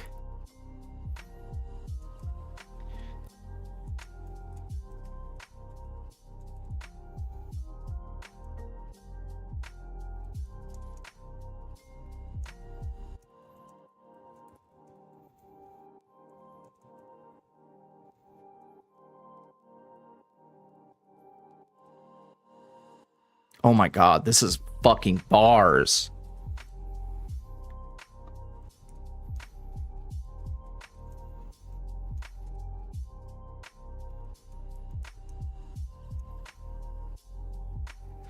And it looks like... Hello? Hello? What is that fucking sword called?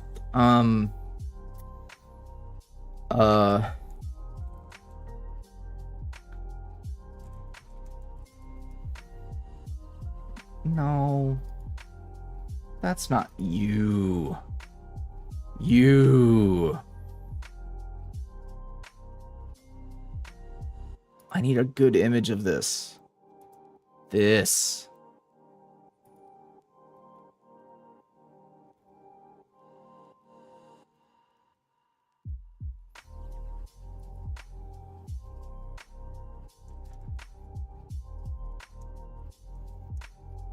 Those are not the right swords.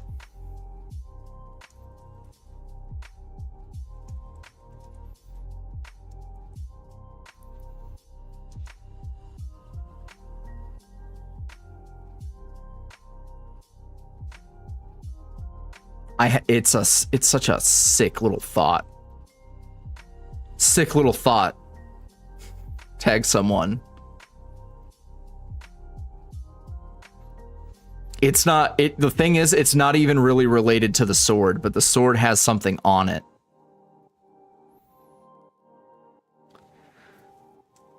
I had the idea.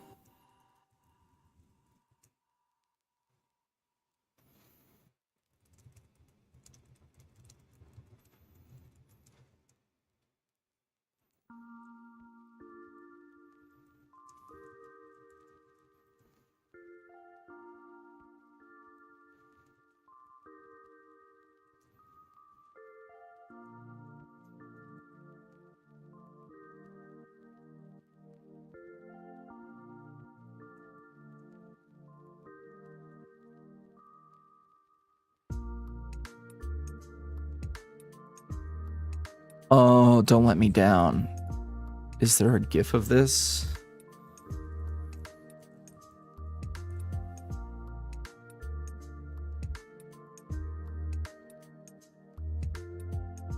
Yeah.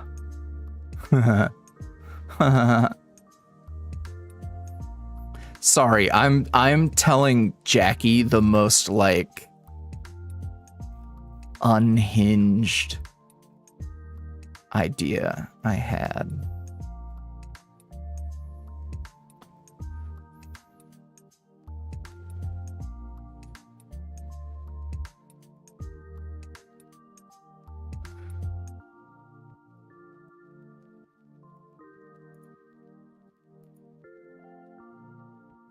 Fantastic.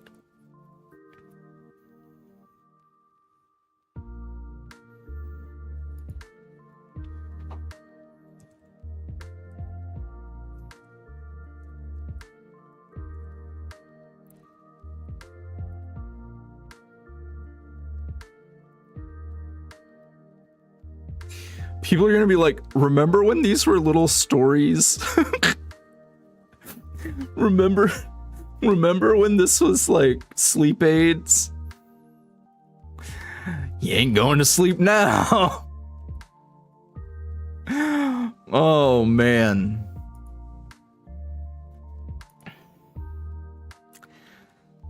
Ah.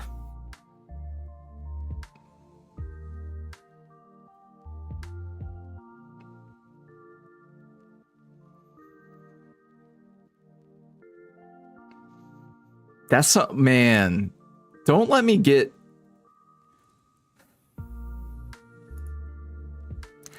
I can't.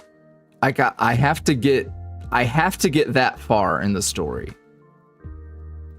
I never know like how long this ride has left to go, but like there are certain things and reveals and images that I have to get out into the world. Anywho, Emrys is a little freak.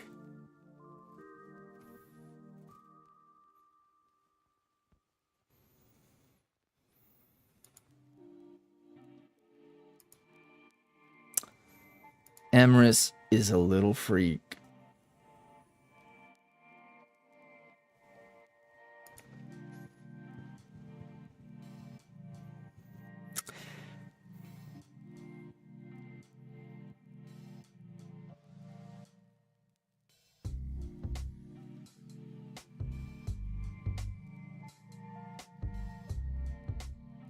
Yep. Thea, you have immediately thought of the right thing. I was going to say something about the thing. Yes, that one.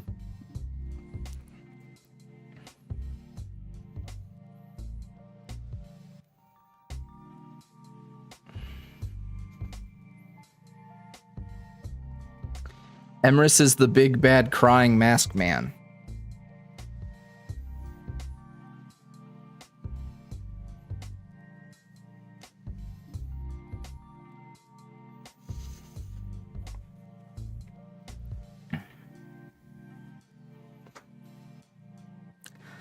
Yeah, I need to write that. I have an idea. I have an idea for another listener that has an established role and history and situation.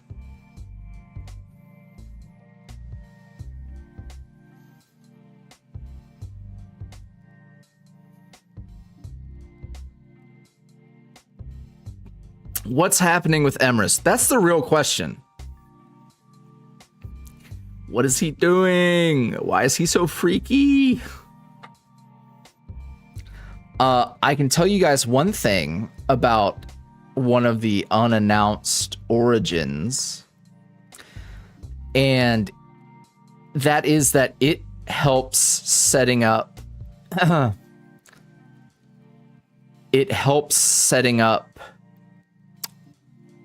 lot of the world building. It does a lot of heavy lifting.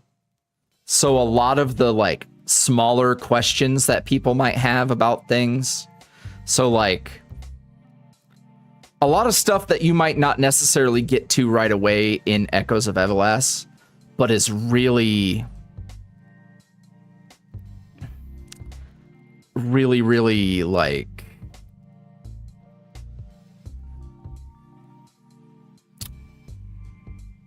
I lost my train of thought. Anywho, information that's good to know ahead of time. Stuff that people would absolutely be asking about. I found a really great way to deliver that information on a platter, and then I cried about it. So I think that's a good sign.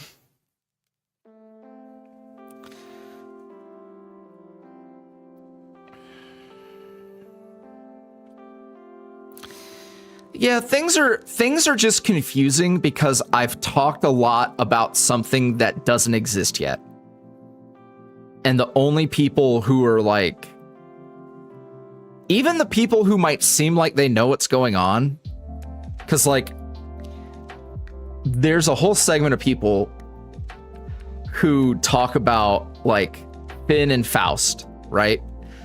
But they're only going off of context clues and like 3 sentences on Twitter. So people have connected dots, but like they don't quite understand why or how or what it means or whatever.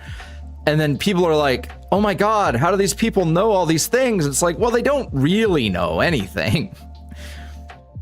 They've just managed to bake a cookie with the crumbs. And the cookie is like thin. It's a thin cookie. It's a cookie, but it's a thin cookie.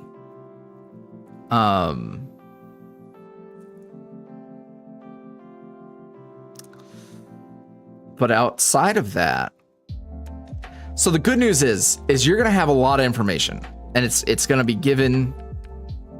It's given in a digestible way.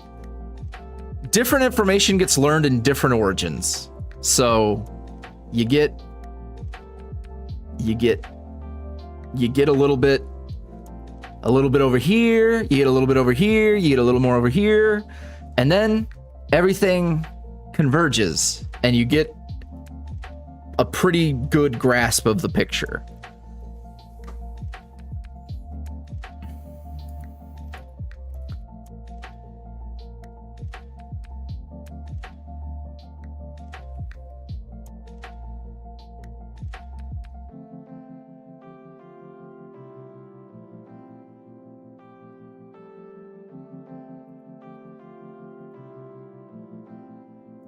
Yeah, I think y'all will catch on to the vibes pretty quick.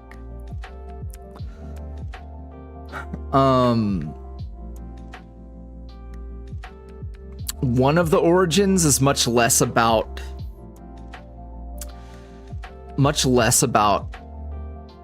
Evas as a whole and more so the specific characters involved.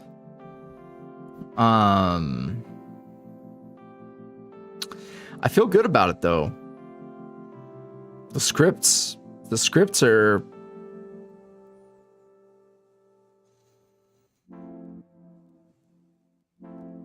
I'm excited. Also, speaking of excited, I saw one more. I'm gonna wrap up here soon.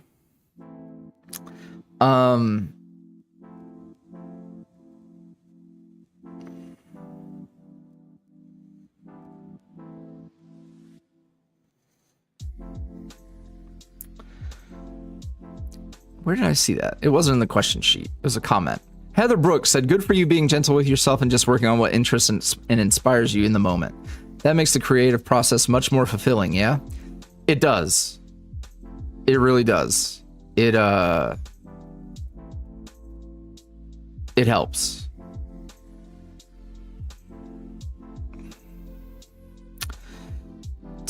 Is Thomas one of the characters whose storyline is more about him? I mean, yeah, but also no. It's one of those things where, like, in the end, everybody's story matters to everyone else in a way. I think it's less about him. I mean, it is, but it isn't. You'll see.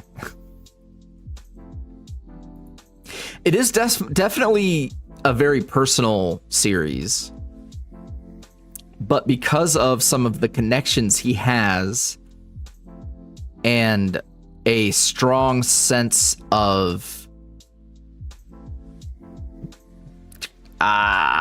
I wanted to say strong sense of justice, but I don't know if that's the exact correct way to frame it. Thomas cares about people. Thomas cares about people. So while Thomas's story is going to be very Thomas-centric, the thing about Thomas is he cares. So it's about that. He wants to help people. He wants to do the right thing. So while, yeah, it is about him, it also is very much about the world.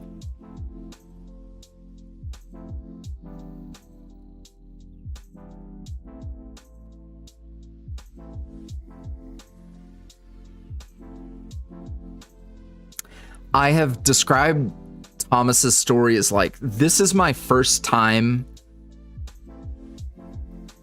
Thomas is the big boy, the big blacksmith boy. I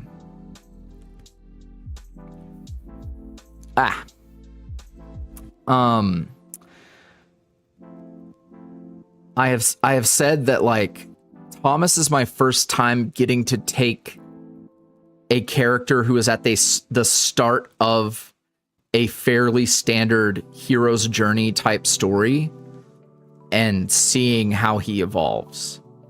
Because a lot of our characters, we dive in the middle of things, basically. Like Oron is already in the middle of his shit. Alphonse has shit that's already happened, and we're at the beginning of him reckoning with it. Seth is in the middle of his, but Thomas is like sort of at chapter 1 for him as a person.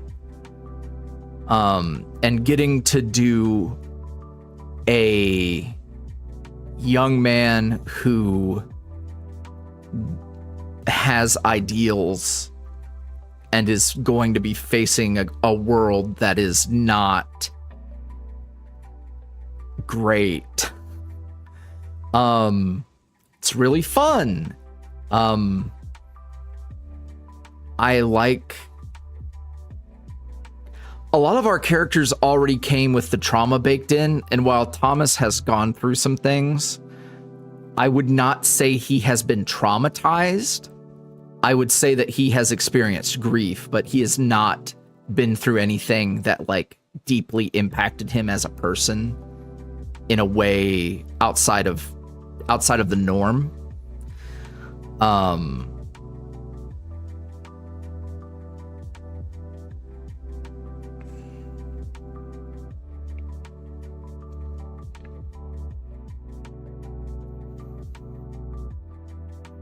You're the chosen one, Thomas. Do I have to? That's, I mean, you're not entirely wrong. You're not entirely wrong. But the spicy part is why and how he feels about it. I had a moment where I had a realization about a thing.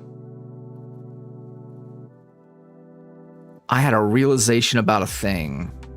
it hit me. It hit me so hard that I just immediately knew. It was like the moment that the phrase of the point of the idea popped into my head, it was like a domino effect, and I just saw like my life, if my life was the scene, flash before my eyes, and like specific lines, specific vibes, specific imagery all hit me at once. And then I was crying about it, and I was like, oh my God, this is fire. Just, my favorite part of the creative process is those light bulb moments where I realize something. That's just, man.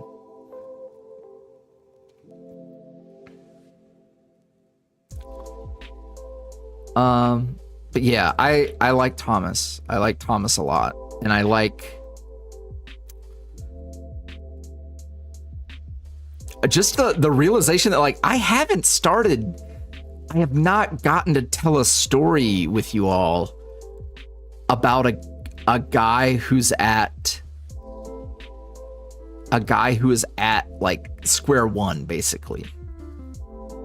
Like he's essentially like, I've come up with a level 1 through 3 Dungeons and Dragons character.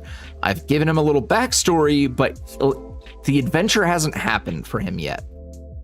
And it's been a long time since I've been excited about a character who got to start somewhere. What was that fucking little dragon's name that was in my dream? It was a drug. It was like fucking anthrax. It was not anthrax, but let's see. Zyrax. There you go.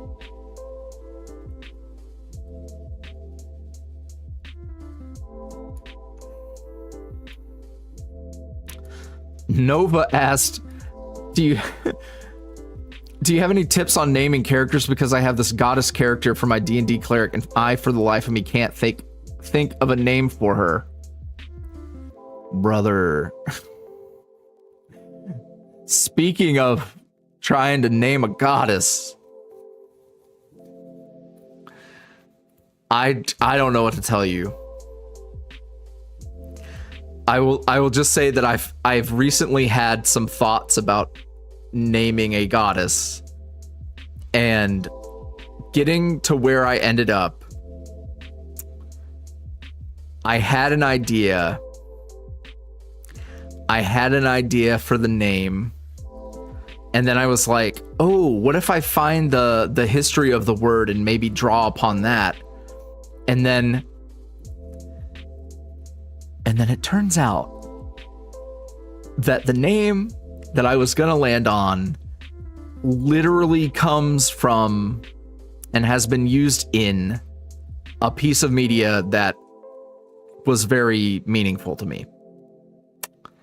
Or rather, it didn't originate from there, but they used the origin word for something important.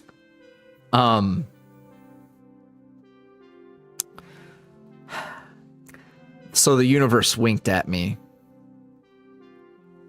I don't know. It's crazy. It's wild.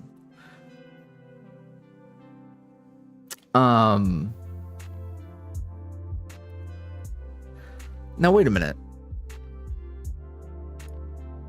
Purpa. Wait, Purpa. Not a question, but please know I finally decided on Emrys as a name and excitedly told my psych, and like a few months or so later, I seen your Emrys post and was like, ah, fuck. No, you don't gotta, you don't gotta, it's fine. Oh, first off, that's an excellent choice for a name.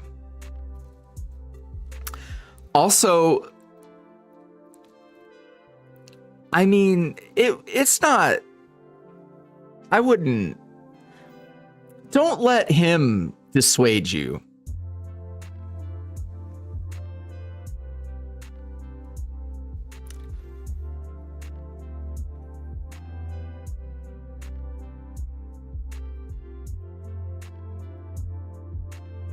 How did I start making audios, and how did you start writing stories?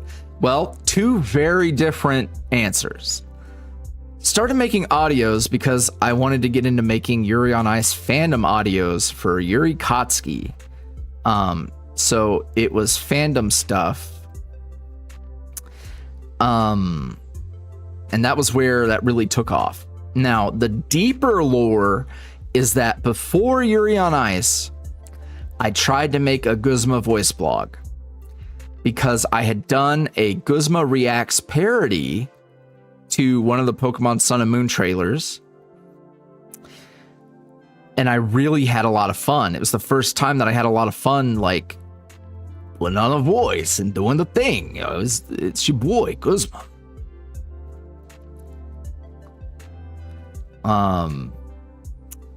So that's the real deep lore, that the seed was planted by Guzma, but it really took off doing Yuri on Ice stuff. Now, how I started writing stories, when I was like 7 or 8 years old, I was on a Harvest Moon role-playing forum on AOL dial-up internet. And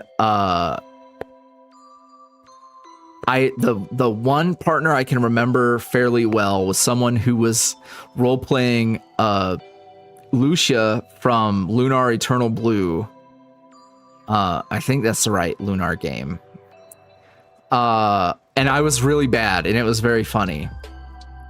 So I started writing at a very, very, very young age. And I can't remember what else I wrote for a while, but I got good at writing.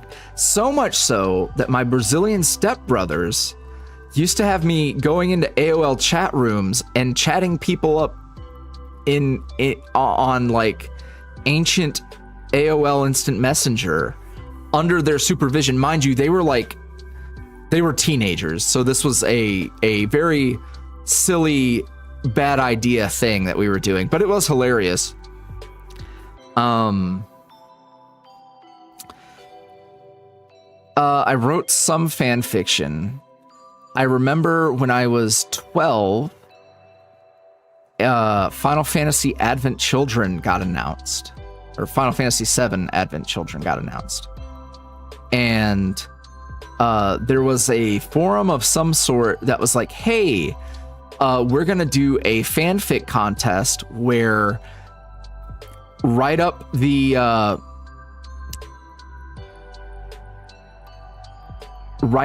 opening scene. Like, just write a short story that is the opening scene of Final Fantasy VII Advent Children. And I wrote a motorcycle chase scene between Cloud and the 3 strange silver-haired men. And it involved Tifa, and there was a fight, and I don't remember the kind of like connective tissue that was in there for the plot, but essentially it was like, let's start with a big chase scene. And sure enough, big chase scenes were kind of a thing. And people really liked it. And I was like, oh, that's cool. Then there was a long time where I didn't write. But in my head, I was always like imagining things and had all these stories and characters, and basically they were just my favorites from media I enjoyed, but I sort of repurposed them into my own thing. And I was always doing that. And I had this one particular story in my head that I really enjoyed, and was low-key kind of gay, and I didn't realize it for a million years until I was an adult, and I was like, wait a minute, why did that one character named Vale have such a thing? Like, why was he so dedicated to the main character? And it was some sort of like, they were supposed to be like low-key vampire, low-key werewolf. They were like, I don't know, some sort of fantasy creature. And somehow or another, he was like the sworn fella. Now, in retrospect, baby YuuriVoice didn't really think about the implications of oppressed race where one of said race like literally just becomes the like, I'm gonna do everything for you and I'm gonna be your guy who's always here for you, da da da da. It's like, well, I don't necessarily think that passes the vibe check today, but on a positive note, it was super gay. It was super gay. So with a little reworking,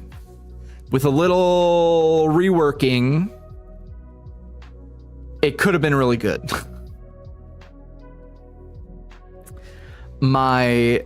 And here I'll wrap up here in a second, but one of my favorite things was the main character's uncle, who was like his adoptive father. He started off as basically just Sid from Final Fantasy VII, but he evolved a lot over time. And funny enough, was the brother to who the template was Jecht from Final Fantasy X. That was his brother. And Nice Uncle Man is sort of, with a few twists and flavors, sort of like Edwin. They're not entirely the same. And Edwin definitely has some newer features that are part of his character, but he's got a lot of that in him, I think. So it's nice. Kind of revisiting old things. Like Evas was the name of the country in my little baby story, and Vale was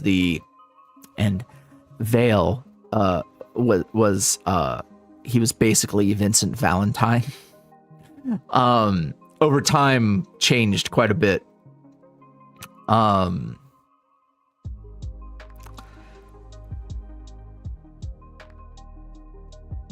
Yeah.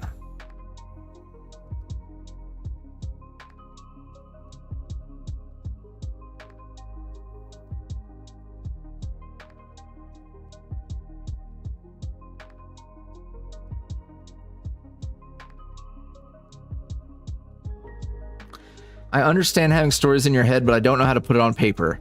My best advice that I never take for myself, read things. If you read things, you'll start to build the muscle. You'll start to build like, oh, hey, I think this vibe and these things would look like this on paper. And that helps you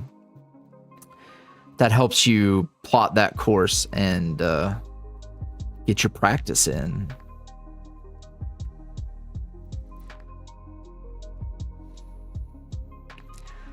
Hoo-wee. That's a lot of yapping.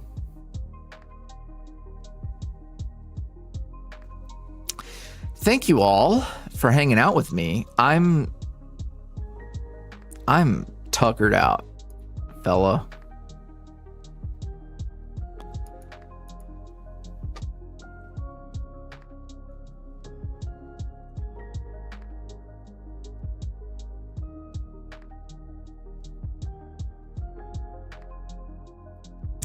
Yeah, I think we're about done. It's been a good stream though. I'm so excited.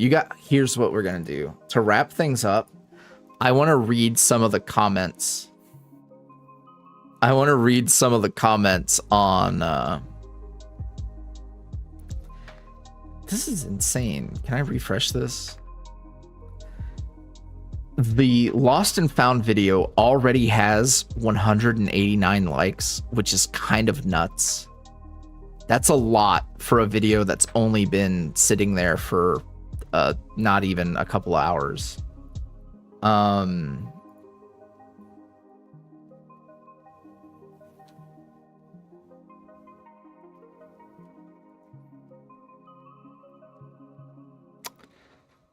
Multiple people being like, "Oh my god, why is he mad?" Watch the last video. It's right there. Dee Dee reaching for Oron, like me too, buddy.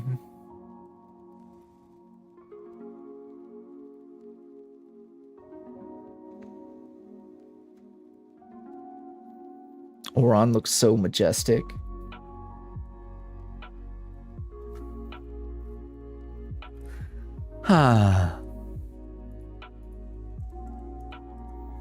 It's gonna be fun. I think people are gonna have a good time. I know I'm gonna have a good time.